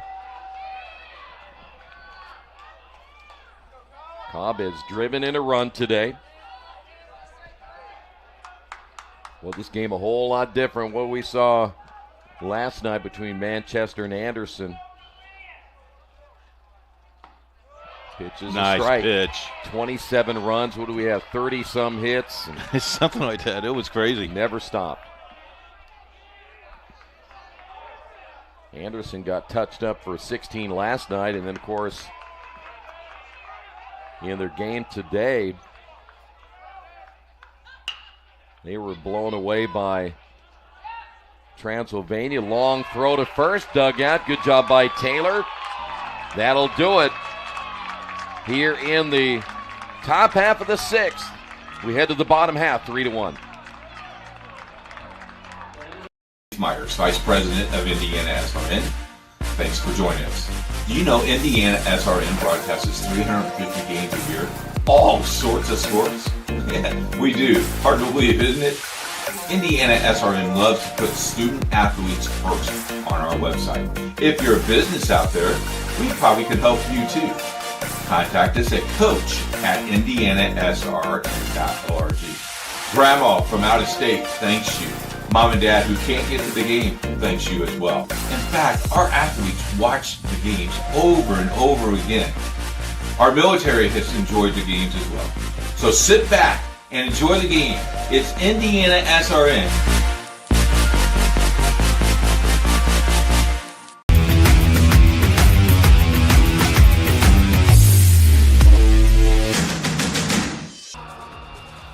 Hard work, hard hustle, that's the HCAC way as we move now to the bottom half of the 6th inning. It's 3-1.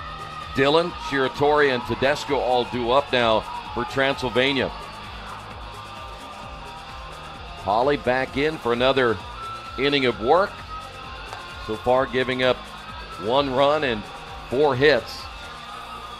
There's 3 errors on the board for Transylvania. We'll see how that plays out. Look back at this Transylvania team over their last 3 games. They have scored 32 runs. That's pretty good. I think that's an average about 10 per game. Am I right? Yeah, you're pretty close. But today just 1. Pretty good math. It's very good. They've given up 14, but that certainly doesn't match. It's that Wyoming education, isn't it? Mm-hmm. Yeah. The one thing we do know is how to count. Here's the pitch. Especially buffalo, right? Buffalo, antelope, elk, snow. Lots of snow. Mountains, wind. Here's the 1-0. You know, one they do know how to do in Wyoming, they know how to plow their streets. Oh. I was saying win football games. Not lately. Here's the 1-1 pitch. Fly ball, right field. Cobb shading his eyes once again. Man, got a beat on it. He is struggling up with that sun.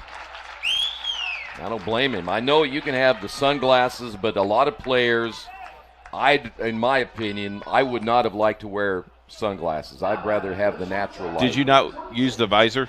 Well, the flip downs. The flip down? Yeah, but I was not a big fan. Here's Shiratori. Did you wear the black charcoal? No. Didn't wear batting gloves either. Oh. Pitch on the way is in there for a called strike. Gotta wear batting gloves. Nah. No sliding gloves, no batting gloves, nothing. Those are called oven mitts, right? That too, yeah. The 0-1. On the outside corner, Shiratori thought that might have been too far outside. But he's quickly down at 0-2. This one hit to right field. That's going to get in for a base hit. Shiratori gets his 2nd hit of the day, and that'll bring up Tedesco. Now can Transylvania get their offense rolling? Beat Anderson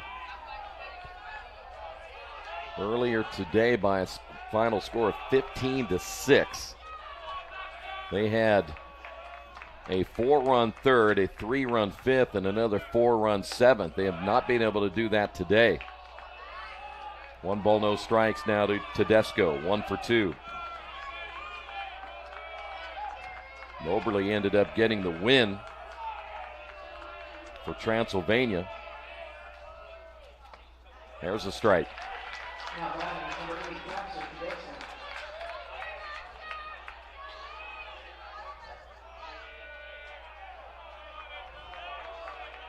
The stretch by Holly. And the pitch on the way, hit hard toward the shortstop. Westfield knocks it down. Did they get the runner at second? They did. They got the force of Shiratori. And there is 2 away. Great play there by Westfield.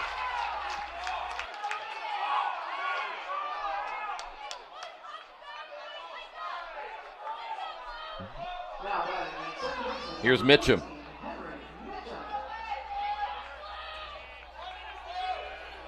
Mitchum 0 for 2. You look at Transylvania, the best 3 games they had run as far as this year scoring-wise, when they played the 2nd game of a doubleheader against Earlham, and then they came back against Hanover. They had 29 runs against Hanover. They scored 37 runs in those 3 games, so they can do it in bunches. Cobb deep on this one, the catch, and that'll do it. We'll head to the 7th inning, 3-1 Manchester.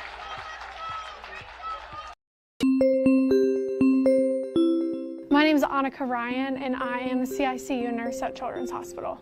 I graduated in December of 2022 as part of the Magellan program. I always knew I really liked the human body. I thought it was super fascinating, so I knew I wanted to do something in medicine, and I landed on nursing because I loved that it intersected like art and science, getting to be with people, but also getting to learn while I was doing it. Every day looks so different, which is part of why I love doing what I do. helping parents hold their child for the first time or getting in an outfit. Sometimes it's taking kids to the OR, getting them back from the OR, drawing labs off of lines. I think the two things I would say is, number one, find a mentor, like find someone who has been doing this a few years longer than you have.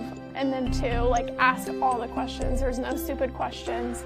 The more you ask, the more you'll learn, and the more the people around you will respect you. I would say Dr. McPherson, she was like the head of the program when I was there and was also my PEDS professor. The Magellan program is very stressful, very high stakes, and Dr. McPherson was just always reminding me to take a deep breath and just do what I could do. She really helped me along, and then even after I graduated, I feel like she believed in me when I didn't believe in myself.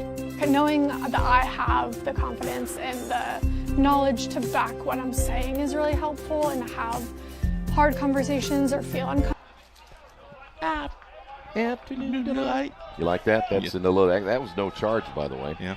Gabe Dillard will take over his 23rd appearance, 33 innings, 37 hits, 14 runs, 12 earned, 36 strikeouts, 7 walks, an ERA of 3.27. He is 3-0 on the season, as he will take over, and the first pitch in there for a strike.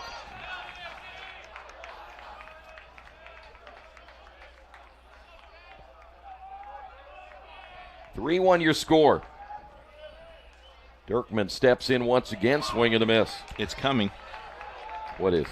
7th inning. Oh, yes. The one and only Hampton and Sweets trivia question. Mm-hmm. The 0-2 pitch. Ground ball to the third baseman. Tedesco knocks it down. His throw to first, not in time. Tedesco, an error. His second of the day. And that is the 4th error now by Transylvania.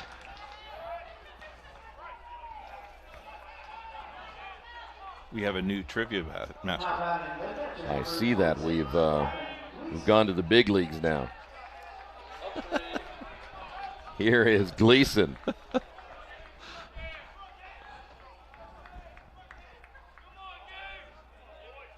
Short lead at first. The pitch on the way is a good breaking ball in there for a strike.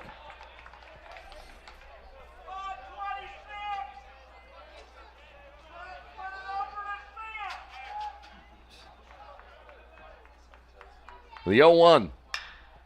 High fly ball, center field. Dillon going back on it. That ball continues to carry, but he'll make a beat on it and make the catch as Dirkman back to first, and there's one away. Gleason now 0 for 4. Here's Horner. Horner got his first hit back in the 5th inning. Now batting left fielder number 8, Max Horner.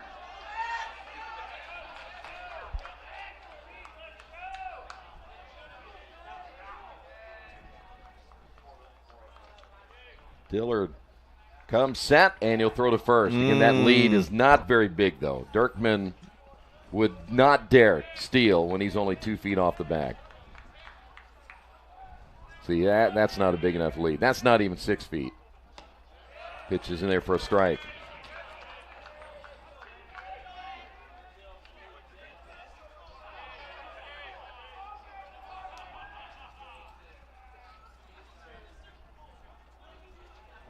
Now the 0-1. Just missing inside.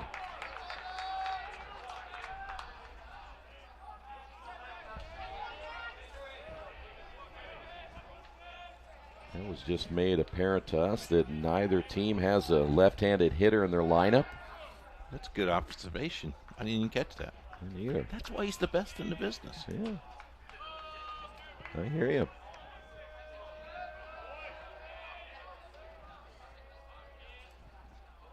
That's hit hard. Tedesco, the play at second. Mitchum can't get the turn. Nice job by Dirkman to get down there, and they're going to say interference on Dirkman down at second base, and that means Horner is out as well. He did not slide or get down and get out of the way of the throw, and that's going to end the top half of the 7th inning. We remain at 3-1. Take another look at it. Yep, see, he didn't get down at all. 3-1 Manchester. Oh, it is time for trivia. Excuse me. Well, hello there, fellas. Yes. How are you? Hey. Time for the Hampton Inn and Suites trivia question. All right, we've been waiting. Yeah, the entire tournament for sure. I will let you know that the box over there got it wrong. Really? Yes. All right, most know that Cal Ripken Jr. holds the record for most consecutive games played. Johnny Bench. Who holds the National League record? All right, we'll come back, get the answer next. This is the hotel breakfast. It looked different online. Do you children like eggs? Here, they make your bones grow. It'll be fine. It's gonna be fine. All right, guys, look alive. Is it fine, Daryl? I'm starving. When free hot breakfast can make or break your day, it matters where you stay. Go get 'em. Hampton by Hilton. Hilton for the stay. Your poached egg on avocado toast. Ew. Your flash fried porgy over chips. Ew. Your fresh Maine lobster with microgreens. When the only thing your 8-year-old will eat is waffles. She's fine. She's fine. Your waffles, milady. It matters where you stay. Yum. Enjoy. Thank you. Hampton by Hilton. Hilton for the stay. Back here in Kokomo, we're heading to the bottom of the 7th inning, and we're going to get the answer to the Hampton Inn and Suites trivia question. What was the question again? Cal Ripken Jr. holds the record for most consecutive games played. Who holds the National League record? And I said Stan Musial. You said Stan Musial? What do you say? He has. I'll go with you. Yeah, I don't know if it's true or not. Right. Incorrect. Chuck guessed Billy Williams, who's second. Steve Garvey, 1,207. There you go. You what? That was going to be one of my answers. I knew it was. Yeah. All right, here's Taylor. Who was that guy, and where did he come from? He just showed up. Because it was a better I had better trivia questions. They're wait for these geese to fly over. The flyover. Can we catch that on film? Well, they got by too fast. As long as they don't leave a present, we're okay. That must have been from the Indianapolis 500 because they had the Grand Prix today. Yeah. All right, here we go. After that interference call down at second base turned into a double play. Taylor, Hedinger, and Manning all due up here in the bottom of the 7th inning. Hawley's pitch on the way, hit foul. You didn't like that call down at second base? No. The bottom line is you either get out of the way or get down. He didn't do either. He went on the other side of the bag. No, he didn't. He was right in front of that guy. No. If we show that to you again, will you apologize if I can show it to you? Okay, I'll do that. If our producer can pull it up again, that play down at second base in which interference was called, I'll show you he did not get down, he did not get out of the way. How much is this bet for? $30? 40? 50? No, I'm not betting you any money. You seem to be pretty confident about your... I am. All right. Taylor back in, no balls and 2 strikes. Up high. I think he's not going to give it to us, and I'll tell you why. If he does, great, but because he doesn't want to show that you're wrong. Here's the 1-2. Because then that'll put in the same category as all of your trivia questions. Lame. So you're catching on. 2 balls and 2 strikes. 3-1 score here in the bottom of the 7th. Hawley's pitch just outside. 3-2. No activity in the Manchester bullpen as of yet. We call this now crunch time as we're getting late in this ball game. Breaking pitch got him looking. No doubt about it. Taylor watched a pretty good pitch go on by.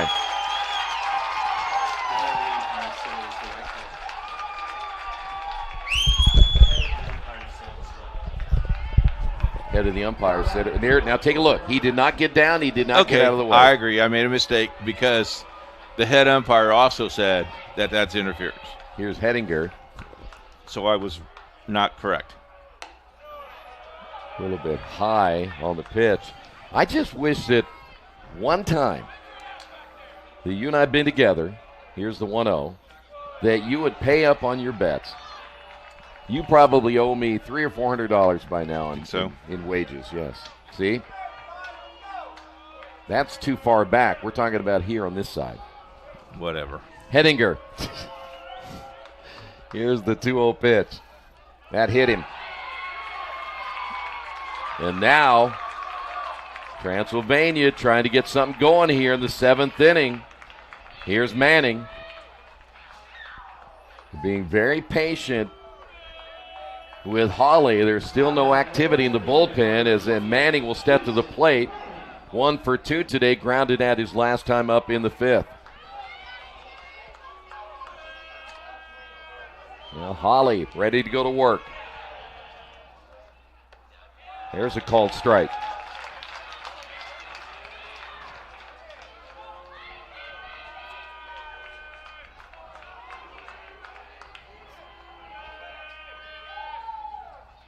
Ground ball could be 2. Westfield.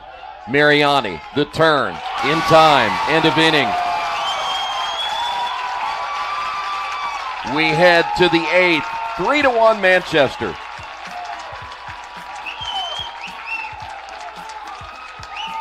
So you're thinking about a degree in engineering, science, or math. You probably have a lot of questions. Will it be difficult? Will I be part of a community? Will I make an impact? At Rose-Hulman, our goal is to give our students the world's best STEM education in an environment of individual attention and support, all while achieving over 98% job placement after graduation. But how does this all work? What does a real student's journey look like? When you arrive for orientation and first step on the 1,300-acre campus, you might think, wow, that's a lot of green. Or, is their mascot really an elephant? While orientation is about answering some of these questions, yes, our mascot is indeed an elephant. Your first year at Rose is all about building community. First-year students are required to live on campus, studying together with the academic community. So you'll be making new friends at nightly floor dinners, weekend trips planned by the RAs, or special events like the Greatest Floor. You'll even get to build the famous homecoming bonfire. Each hall floor has a sophomore advisor who assists with campus organizations and homework questions, as well as an RA who provides hall education programs and promotes campus-wide events. Both will help you transition smoothly from high school to college life. During your time at Rose, you'll be collaborating with other students in a diverse array of clubs, intramurals, and out in the community. You might be in Joel Kennedy will lead things off here in the top of the 8th inning. Kennedy is 0 for 3 today. Overdue. He's been a little more anxious as Dillard will face him for the first time. Hits this one well, unfortunately. Fly ball to Dillon in center, and he's 0 for 4. They have done the job on Joel Kennedy here in this championship game. Here is Cam Bortone. Bortone has scored a run today. He's 0 for 2. He's hit by a pitch back in the 2nd inning. He takes that pitch for a strike. Manchester's left 5 runners on base. Transylvania only 3. The 0-1 pitch. Didn't miss by much.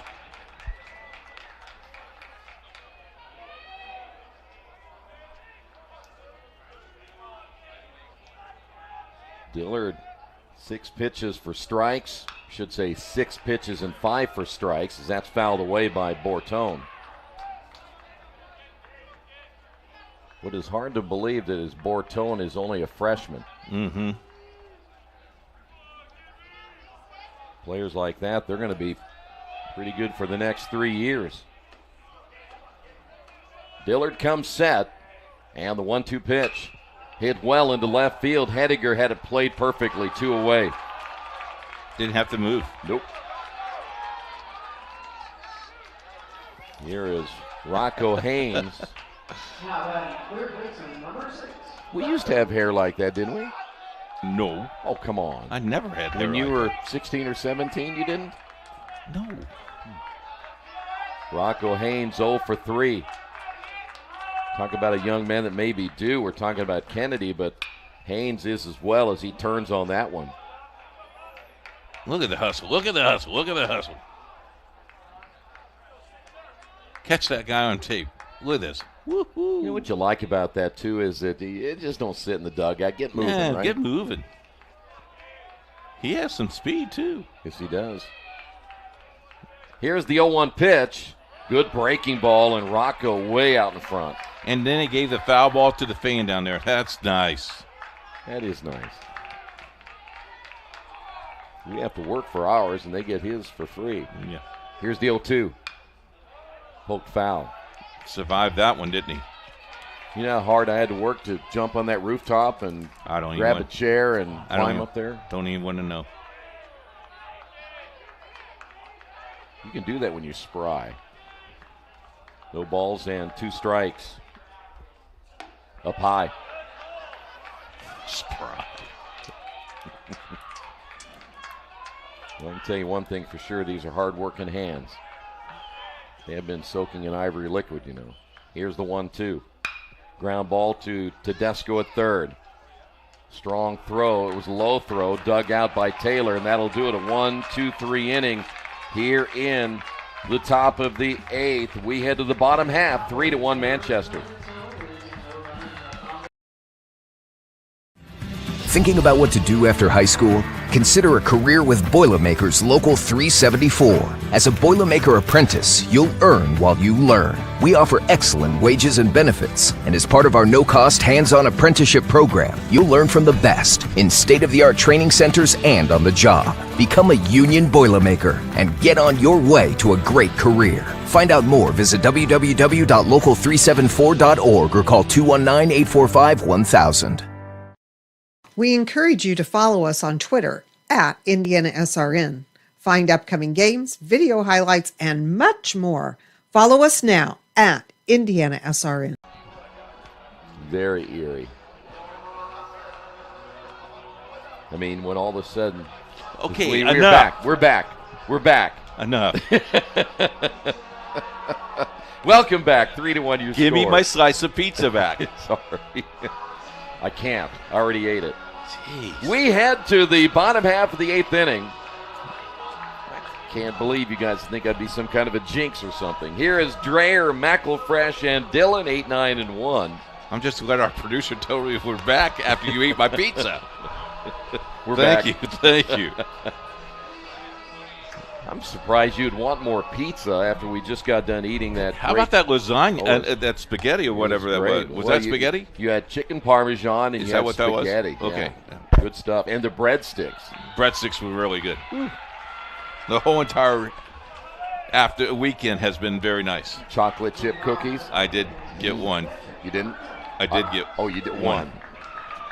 You sure? Debbie's listening. Okay. Just one? Debbie's listening. Here's Dreyer. That means more than one. Holly ready to go. The pitch on the way. Low and outside. I think right now is a key half inning for Transy to get these bats going.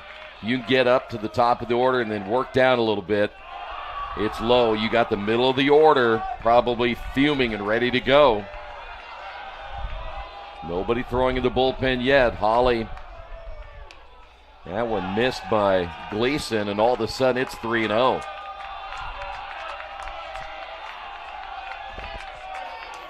The Transylvania folks have made that long road trip trying to inspire their team. And that one nearly hit him. 4 pitches and Dreyer walks. And that's the one thing you got to be very careful about. You walk Dreyer, who is not one of your better hitters. And now you got to face McElfresh, who also has struggled this year at 188. You can't afford to give up 2 guys that are hitting that low. Free passes. They'll bunt. First base side foul.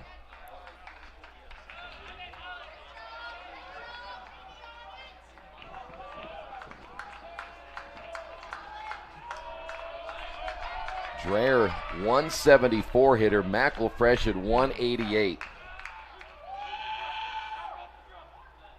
Uh-oh.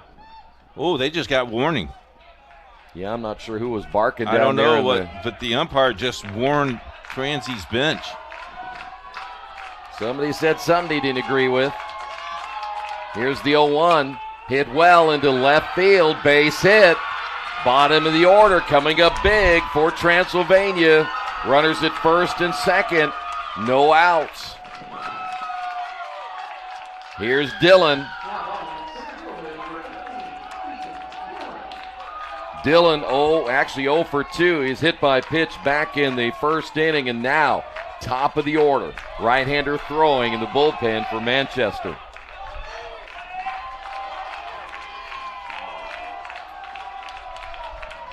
They'll show bunt. Third base side. Hawley, throw to first in time. The sacrifice working. Now runners at second and third. One away for Shiratori. Okay, my question to you. You play in? Do you play in here? Or do you play back? Or do you play double? You're not going to get a double play. So you might play medium depth, and at least if you get a ground ball, look that runner back to third. But now Shiratori, who has 2 hits tonight, you got to be careful with him. And this is the first time the wind is blowing in the whole entire day. Yep, has not blown until now. That one hit into center field. That's going to score 2 runs. We're tied at 3 apiece. Shiratori, third RBI of the day. And we're knotted at 3 apiece just like that.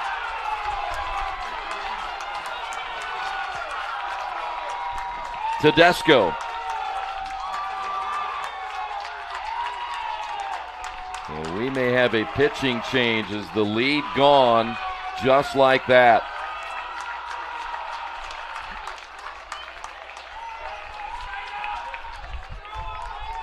Shiratori. Look at this.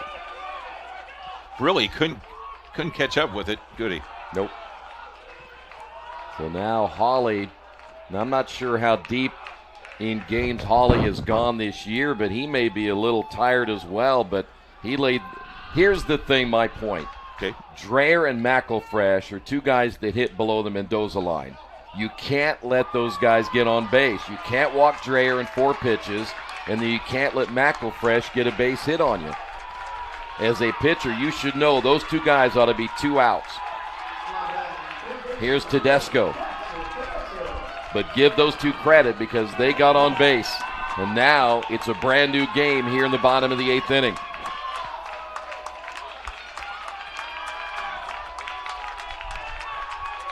Just 1 away. Pitch is up high. He's throwing a lot harder than he was.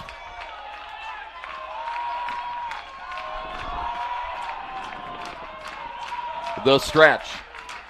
And the 1-0 pitch. Down low. I just don't think he's got it right now. I think they need to think about going to that bullpen. They have a couple guys down there. At least one thrown right now. The 2-0 pitch. In there for a strike.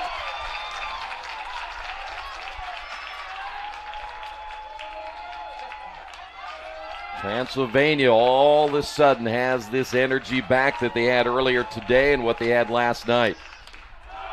Outside, 3-1. That just barely missed.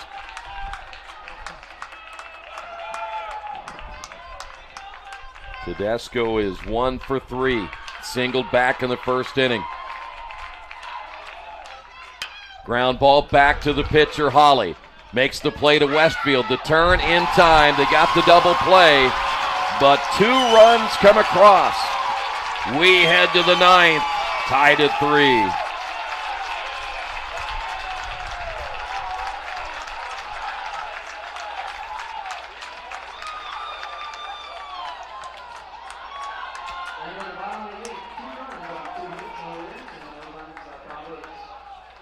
Can't make it to the game? We've got your back. Just go to www.IndianaSRN.org and tune in to all of the live action or go to our on-demand service and relive your favorite moments.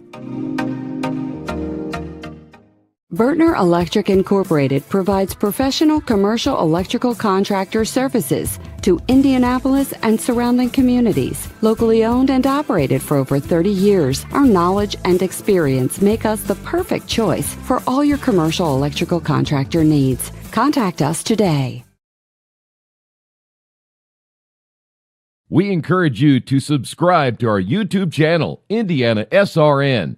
Hit the bell to get notifications for upcoming games and more.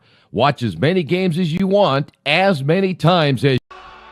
The theme song that's playing over the address, Final Countdown. We are in the final countdown. We're at the top of the ninth.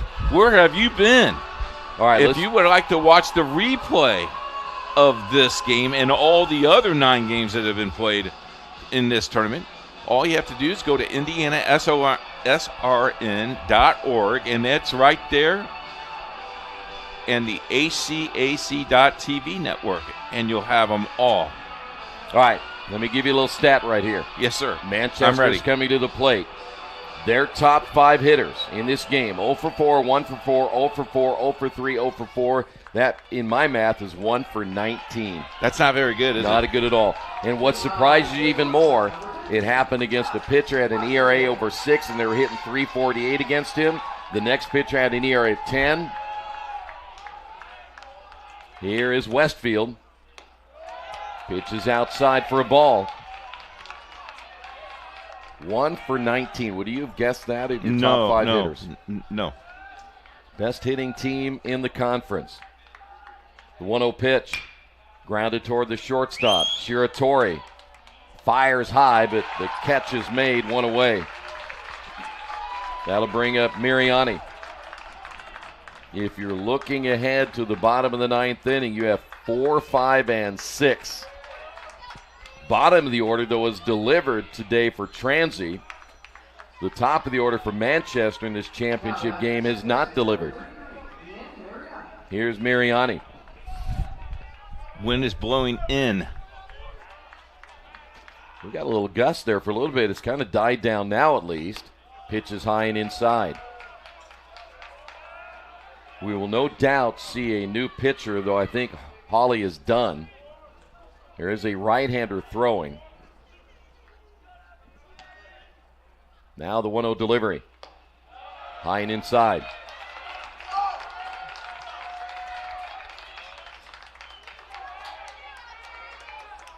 Manchester scored 1 in the 2nd, 1 in the 4th, and 1 in the 5th. Now the 2-0 pitch. 3-0. Transylvania scored 1 in the 2nd, 1 in the 3rd, and 2 in the 8th. Well, you know Miriani will be taking right here. Oh.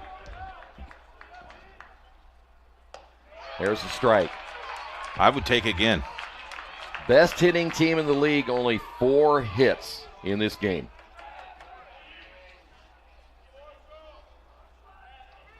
The 3-1 pitch.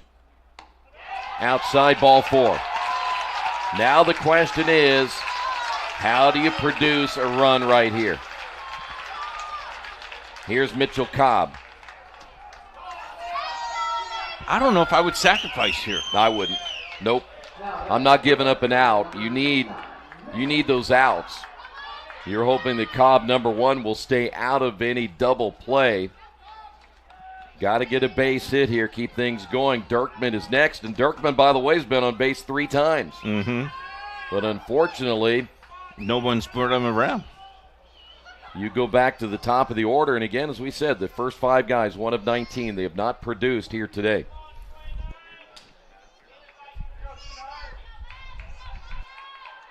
I just saw the field umpire pointing over toward the Transy dugout again.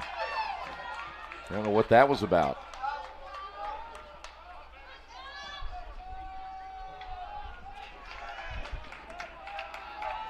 All right, here we go. Mitchell Cobb, 9th inning. You know I'll have to erase all these if I have to use all these extra columns.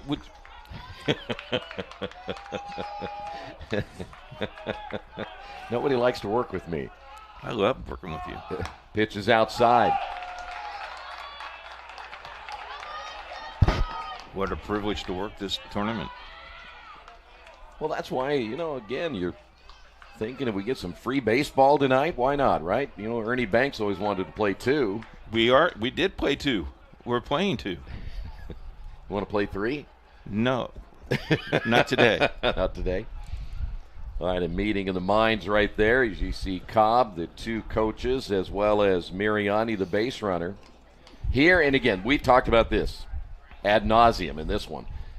Base running has been a big key. We've seen a lot of base running errors. The last thing Mariani needs to do is make a silly mistake down at first base. Home plate umpire has seen enough of this. Let's go. And there, see, when he gets about halfway, that's when you turn around and move. Here it comes. Here it comes. Yeah, okay, here we go. I believe Mariani, I was wondering if they're going to keep him in the game. I don't know if they have anybody faster than Mariani, but it looks like he's going to stay in the lineup. But that's hard to tell. He's kind of walking away. And then the stirring of the bullpen. Mariani apparently is done.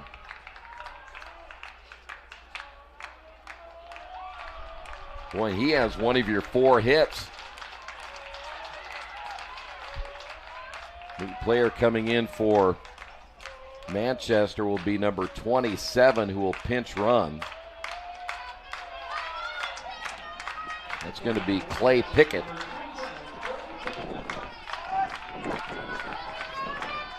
So Pickett in the 9th.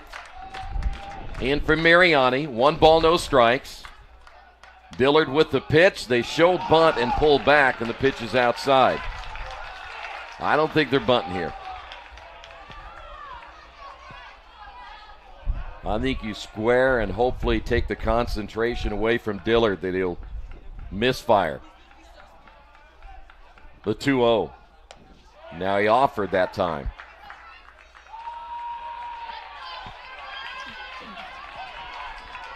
I know you want to get that runner in scoring position to second base, but Dirkman is up next. You're going to have to get a base hit. It's going to be a clear base hit in the gap. Otherwise, he's not scoring.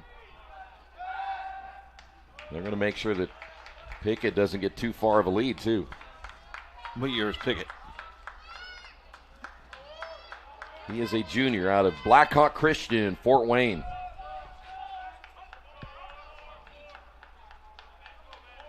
Now the 2-1. Inside, 3 balls and a strike.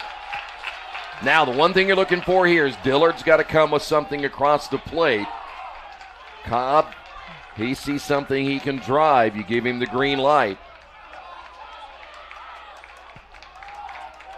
The stretch. And the 3-1 pitch. Line to the right side, gets through, base hit. Heading to third is Pickett. Here comes the throw. It's going to be close. He is safe. And advancing to second is Cobb. Great piece of hitting there by Mitchell Cobb. Great coach. You bump, bunt. Didn't get there. And I tell you what, Cobb was on his horse. Yes. Because base hit, you want to score 2. Well, now everything is in your favor at this point. You have runners at second and third. You have 1 out. Dirkman, what you need right here is anything. If you can get into the outfield, that's the key. You don't necessarily have to get a hit. You're just looking. Well, they're going to walk him. They're going to walk him intentionally, load the bases. What this does then, you got to force at any base. Plus, you also have the double play potential. And Gleason today is 0 for 4. Which tells me he's due.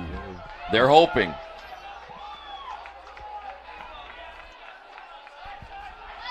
Gleason has grounded out twice. He has struck out, and he has flown out. There's no action in the bullpen. None. Nope. And we have well documented. Manchester, their first 5 hitters are 1 for 19 in this game. You mentioned the guys that are due. And we're talking about the next 5 guys are due. 5 of the best hitters in the league. And that, you got to give credit, though, to Transylvania pitching to be able to hold those guys in check. Only 5 hits 3 runs right now for the number 1 seed. They are being given everything here today by Transylvania. After a short meeting, Dillard ready to go to work against Gleason. The pitch. They nearly hit him. Well, that would have been big.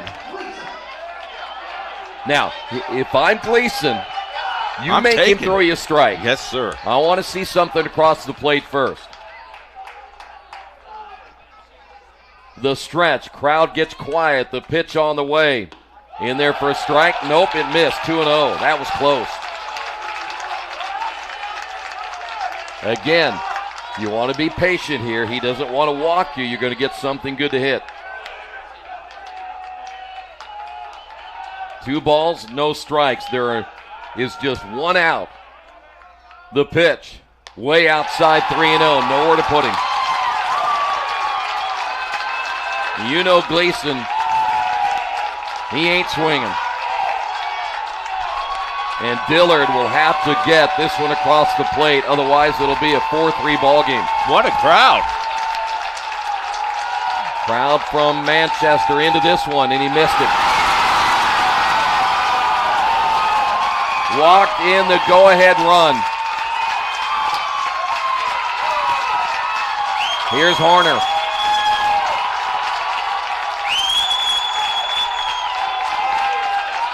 A lot of fans have made their way from Manchester. And that's going to bring up Max Horner, 1 for 4 today. The only hit they have had in those top 5 players. And that happened in the 5th inning. And again, you're looking to make contact. You want to drive that ball into the outfield, preferably center or right. Make sure that it's deep enough, if you can, to get that runner in from third base and give you a 2-run lead. Whatever you do, don't ground into a double play.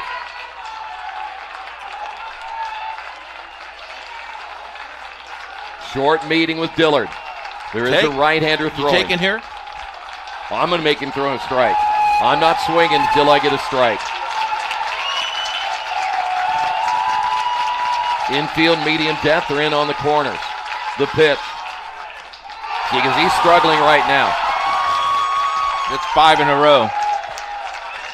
Now the bullpen is beginning to get some action. 4-3 Manchester. The stretch by Dillard. The 1-0 pitch. Strike 1. Now you're ready to hit. And I would imagine as a hitter, Horner's probably thinking something very close around the plate. Horner's a .366 hitter. 32 runs driven in coming into this game. The 1-1 is outside. And on the other side, Dillard knows I cannot serve him up a meatball here. But you got to get it around the plate. You got to get it around the plate. That's why he's in a really tough situation.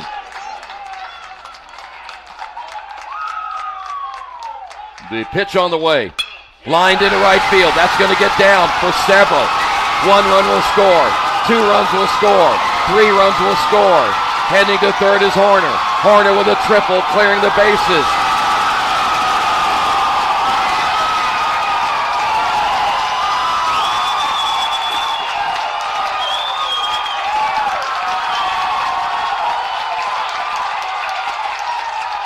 No better of a timely hit than that triple by Horner to drive in 3.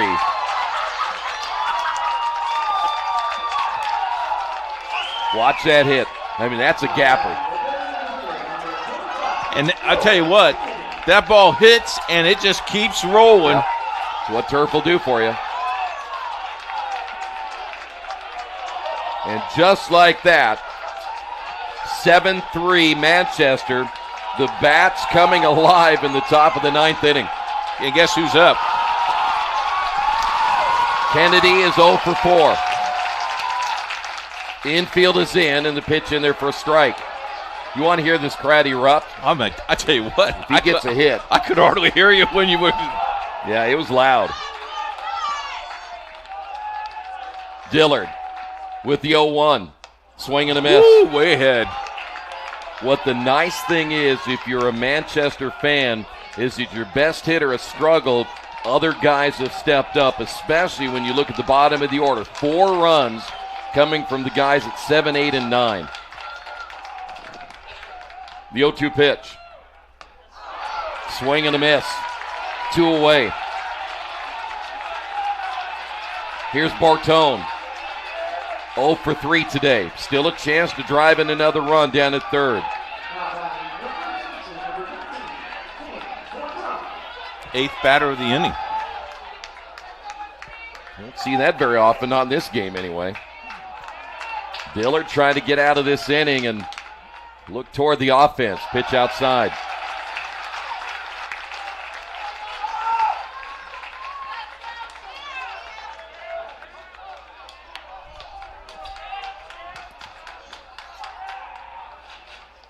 The stretch in the 1-0. Ground ball to Shiratori. And that'll do it. But a great half inning. 4 runs across. And now we look to the bottom half of the 9th inning. As we look ahead, it'll be Mitchum, Taylor, and Hettinger. Question now, as you see the reaction of that triple, question now is for Transylvania's, do they have enough energy to make another comeback here today? While we have this time, let's thank some people for the broadcast all week long. Hampton Inn and Suites, Reynolds Farm Equipment, Morris Morales Group, Boilermaker 374, Piper Logistics, the Heartland Collegiate Conference, the IndianaSRN Sports Page, and many, many others. Thank you so much for what you have done for us this weekend. And man, oh man, oh man, what an inning. Not done yet. Don't do that. You'll jinx us. I'm not going to. You want to do the read there? Yeah, I'll do this read, but don't do that. Okay, I won't. You're jinxing us. I'm not. Hampton Inn and Suites of Kokomo housed us for the last 4 days. We want to thank their hospitality and their great service, and especially the great room, the great food. Had a hot breakfast today, had the cheese omelets, sausage, I had potatoes, and then I had 10 glasses of orange juice. Hot breakfast, free standard Wi-Fi, every stay. Book a room today, 765-205-3194. And the orange juice count was what, 26 for the whole entire week? No, it was 10, 14, I think it was 18 by the time I got done, yeah. I kind of was conservative the first couple of days. Okay. Here is Brett Wathen, who will take over here in the 9th inning. Wathen making his 12th appearance, 24 2/3 innings, 26 hits, 11 runs, 9 earned, 14 strikeouts, 11 walks. He is 3-0 with an ERA of 3.28. Throw some heat here. Mitchum steps in. Ground ball to Westfield. Takes it on the high hop. 1 away.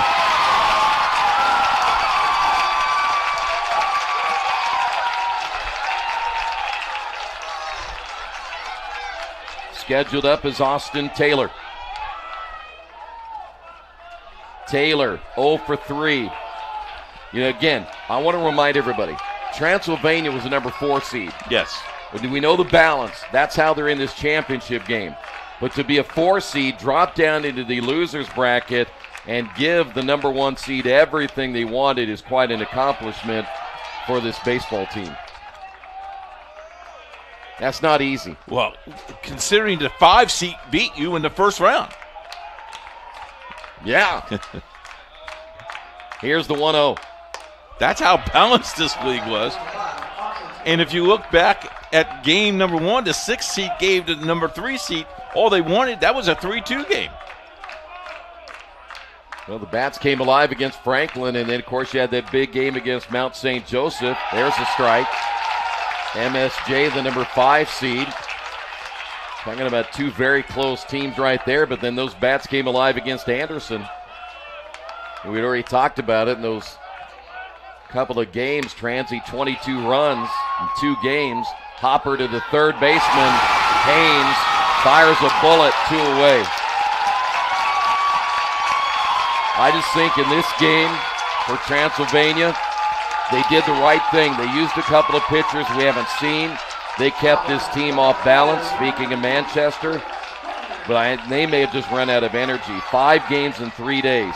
You held them scoreless for 3 innings. It's just a lot to do in 3 days, though. Here's Hettinger down to their final out. And you have a fresh arm here in Wathen because this guy hasn't thrown all weekend. All you ask for is strikes. It's low, 2-0.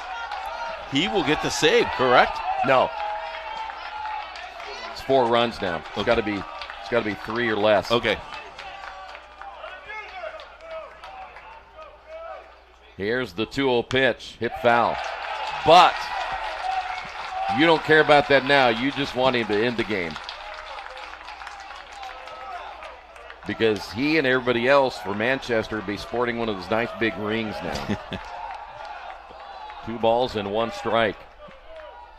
Popped him up, out of play, and now they're down to their final strike.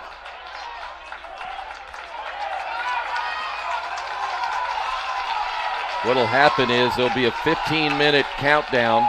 Give the teams a chance to take pictures and celebrate, and we'll stay with it. Let you see the reaction if it ends with Manchester winning the championship. The stretch and the 2-2 pitch. Ground ball, Westfield. Fires, it's over.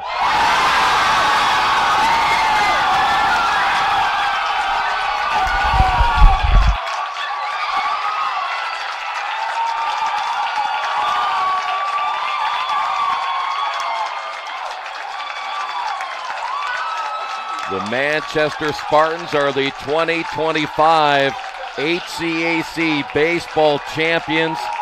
They have now qualified for the NCAA nations to the Spartans, and it was tricky to the end.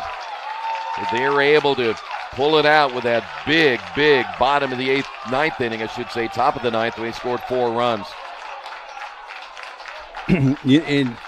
I think the big point was keeping the reliever in, and then the intentional walk. Yeah.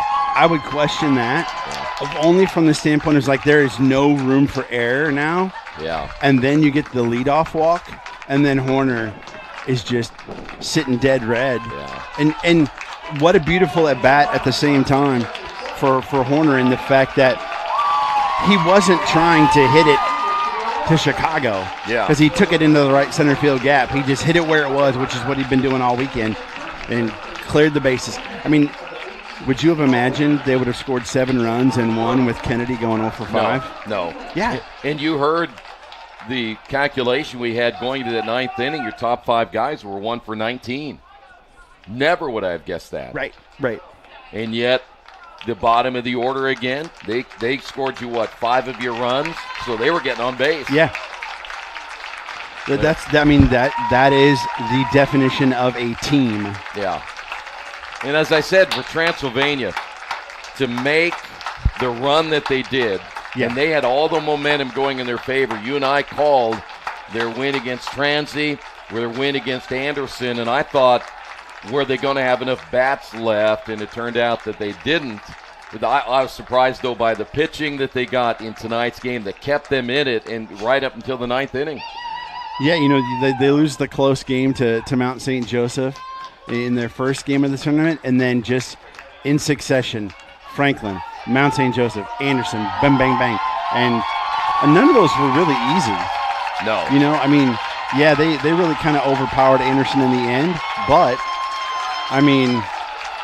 we were surprised how well they played against Anderson. Because it's either it's going to be a flame out because you expended so much energy last night, or you're going to keep that momentum going. And we saw what happened, and I think it just kind of wore them down. Of course, we'll be coach is going to be downstairs, going to try to talk to the head coach and maybe even a player or two. We'll see how that all turns out, but I know the celebration will continue, and I know it's going to be a long road trip home for Transylvania, but don't be too surprised if you don't see them back here again next year. Let's go downstairs. Coach, congratulations. Yeah, thank you. Yeah, what a game. Transy, such a good team. Our guys battled. Great way to finish the year. How about winning 19 games, 1 run all year long? That's pretty quick. It's been that type of season. They haven't never given up, right? And a ton of close games. Things went our way, and usually the teams that deserve it or are a little bit better, it usually comes out on there. To take nothing away from other teams in the Heartland, this team just had a little magic to it. Talk about the whole entire tournament, 1 through 6, 2 games, and that's it. Yeah. Well, you could if you played the Heartland season over again, the standings would be different without question. And then you get into the 6-team tournament. There's an advantage being a 1 and a 2, but any team here could have won the tournament. One of the things that you told me was the 6th seed last year were 9 and 13. This year they were 12 and 10, which tells you how equal the tournament the league was. Yeah, with a week or 2 weeks left, there was 8 teams still had a shot to get in the tournament. And number one, we were sitting in either 1 or 2 spot, but we could have ended up 5 or 6. I appreciate you. Congratulations. We'll see you during football season. Enjoy your summer. All right, thank you. That's Coach up there. You guys take it fair. I'm going to get some players here in just a couple minutes. All right. One thing, and I hope Coach asked some of the players about the 1 for 19 at the top of that order, because I bring that up because then that means those guys at the bottom of the order did their job. Mm-hmm. And like you said, that's a team effort right there. Other guys picking other players up. Yeah, and we're both huge sports fans. In moments like these are cool. There's just something different about coming together with a group of other individuals and accomplishing a goal together. Yep. Winning in tennis is awesome, and winning, in swimming is awesome. I mean, winning is great, period. But when it takes a group of people together to accomplish a goal, I think it just ratchets up how much it means. And you can see it, not just in that Manchester group, which we see on camera now, but if you look over at Transy, they're devastated. Yeah. Because there is a love for each other that you have. Let's go downstairs. Mr. Holly? What do I say now? Tell me what you're thinking. Not much. Just happy to win. Happy to put my team in a position to win, so that's all I can say. You get the ball. What did the coach say when he gave you the ball? Not much. He just looked at me and gave me a nod. That's all he says. All you need is the nod? Yeah. Talk about your teammates this year. Talk a little bit about your teammate. They like to win. Yeah. I mean, we won a lot of close games. They're just a bunch of good guys out here. So the bats wasn't there early. What kind of pressure, or was there any pressure put on you guys, or did you guys know sooner or later you were going to get it done? Be honest with me. I mean, we were up by 2 runs, so I thought we would get it done no matter what. And then I gave up they tied it, and then the bats came alive. That's baseball, So in the top of the 9th inning, everybody talked and said, "Okay, let's score some runs." Did they say, let's score 4 runs, let's score 6 runs? 1 run could do it, right? Yeah, they've been saying it since yesterday, 1 more. So just 1 more run, that's all we needed. We ended up 4 up. But. Congratulations, you pitched well. Back up to you guys. I would love to have heard him talk about his approach to facing Transylvania as well as they hit earlier in the day, because there's a different mindset when you're going against a team that's, bottom line, blistering the baseball like Transylvania did against Anderson. Oh, 1,000%. And the fact that he's not the number 1 guy in the rotation, knowing I'm number 3, and I got to get this done, and Coach seems to have someone else. What do you got, Coach? How about this guy? We looked right up there, wave. There you go. How about this guy? 0 for 4 today. But you hit the ball pretty well. You remind me of myself when I played. When I got in that struggle in that World Series Game 7 against Boston, I just couldn't get it done, but people picked up. How about picking you up? And the top of the order was 1 for 19, I think, today. Yeah. Top might have struggled, but it was a whole team effort today. And everyone pretty much did their job, especially Holly on the mound. You got to look at the cameras, man. You're a star now. Talk a little bit about the team whole entire year. You won 19 games. 19 games with 1 run or less. 1 run. games? Yeah, our whole team, the whole year, I think, did a great job. Our pitching really improved this year, and I feel like we came together as one and had a great winning culture this year. You had 2 players were on the all-hair team. Oh, yeah. More than that. Was there 4? There was Okay, quite a few. 4 on the all-hair team. I have no hair. Is there any advice you would give me to grow hair? Yeah. I'll probably end up with no hair, too. My dad's like that, so I can't speak on that either. So now you're going to the playoffs. What's it feel like, and how's it feel like? What's campus going to be like? Is it empty now because school is out, or will there be people that will back you up in this tournament? Well, we still got 2 weeks. We're a little late on the whole thing. I think campus will be very excited for this, and we're just ready for playoffs. Hey, Keith. Yes, sir. Can you ask him if he's ever taken 2 pitches in any one at bat all year? Have you ever taken 2 pitches or less this whole entire year? Probably, yeah. Maybe you should. No, I'm just kidding. Congratulations. Bring a teammate over. I don't care who it is. Oh, the hair. Okay. Go ahead. I don't care. You pick one. Get Rocco. Rocco! While we're waiting, here comes Rocco. Okay, Rocco, right there. Right there. See him waving? How's it feel to be a champ? Feels pretty good. Nice mustache. Thank you. I grew it myself. I can't even see. We couldn't even see it in there. But nice hair. Thank you. I also grew that myself. I'm very innovative. Jealous. Well, someday I won't have it. Okay. Talk about this team. It's a great group of guys. It's the best team I've ever played on. It's the closest team I've ever been with, and it's just fun to play with them. I got to go because they're going to do the awards. Congratulations. Thank you, sir. Back up to you guys for the awards. All right.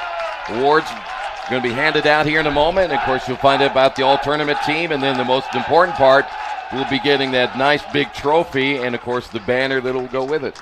Yeah, we want to make sure and thank all the people that have here. You see some of them down on the field, the SIDs, at the table right now. You've got Blake Watson from Mount St. Joseph, and you've got the assistant HCAC commissioner in Grace Schott. Yep. Yeah, and you're looking at Ashley Birchmeyer. You've got Chuck. I don't even know Chuck's last name from Mount St. Joseph. You've got Anderson people. I don't even know all their names. Anderson people, the Manchester SIDs down there.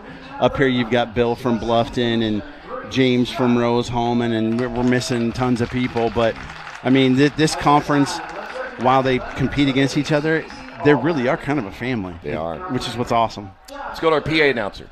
From Mount St. Joseph, Jack Sanders. From Anderson, Wyndham Southern. From Anderson, Brendan Haber. From Transylvania, Austin Taylor. From Transylvania, Dave Hillary. From Manchester, Joel Henry. From Manchester, Rocco Haynes. And the tournament's most outstanding player from Manchester, Max Warner.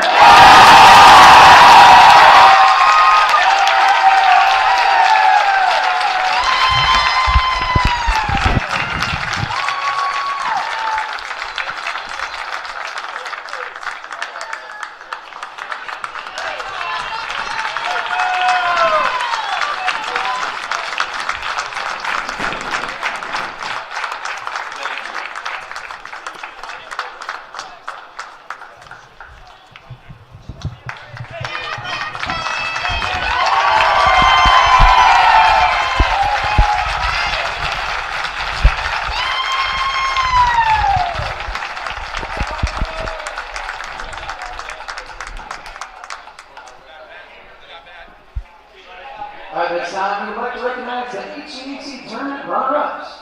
Congratulations to Transylvania on an outstanding season, the strong lead in the HCAC championship game. A round of applause for the Transylvania Pioneers.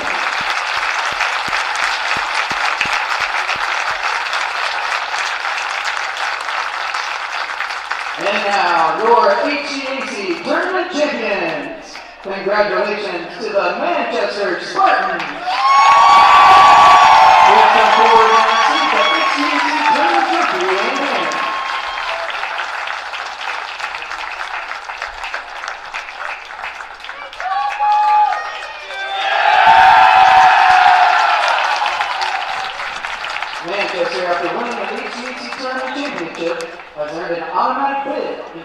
2025 NCAA Division III Baseball Championship. Congratulations again to the Manchester Spartans. I had a chance to be a part of the championship with Earlham in 2017, and you talk about the whole family aspect and that. Still, I run into guys who are part of that team. It's just fun to get back together and just talk about what a great year they had. That ring will look nice too. Yeah, it does. They were kind enough to give me one from that year. So. Oh wow, that's very cool. The class thing about the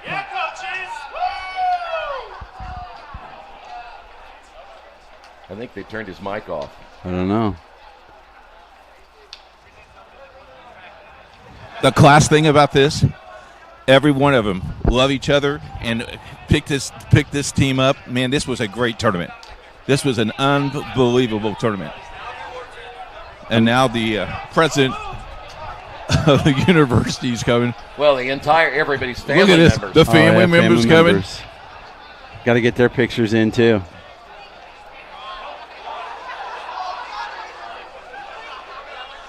I mean, give it up for the parents, right? All those mornings. Yeah. Oh my goodness, when they were playing Little League baseball, I got a high five from a parent. Another high five from a parent. Look at that. Tell me, how's it feel?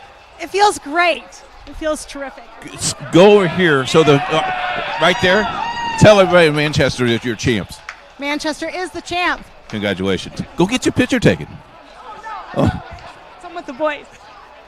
That's awesome. High fives.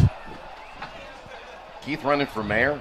I think he might be in North Manchester now, yeah. You think I could win? I did. I think they need somebody taller than Grace to hold that banner. I think that's true. Here she goes. Oh, is she going to sit right at home plate?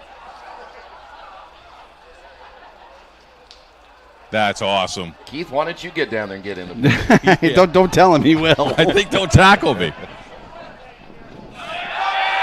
Hey, Keith, do one thing. I missed some names. Make sure to give the names of all the SIDs and all the people involved that made this tournament great. You had Ashley, you had Bill, you had James, you had Blake, you had Aaron. I mean, you had a slew of people. And the host, Kokomo, were great hosts as well. So let me see if I could get Max here. As was the Hampton Inn. Oh, love the Hampton Inn. Hampton Inn orange juice is the best. The orange juice, great stuff. They're probably a little upset because I took about every bit they have, so they're going to have to restock. They're going to be upset that Jerry won't go down to breakfast at 7 o'clock in the morning.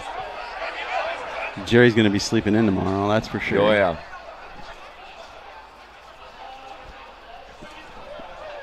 All right, we're going to wrap it up here. Okay. Great job. Sean, good to see you again. Good Thanks to see you, for man. being with us as Enjoy always. it, yeah. We'll see you in football season, according to Wow, Keith. no. Great job, Chuck. We're going to miss you, man. You best of luck, okay? Yes, good luck to Chuck as he moves on to bigger and better things. Yes, and of course for Keith downstairs, for Jerry, we want to thank you for being with us. Manchester, the HCAC baseball champions, they beat Transylvania by a final of 7-3.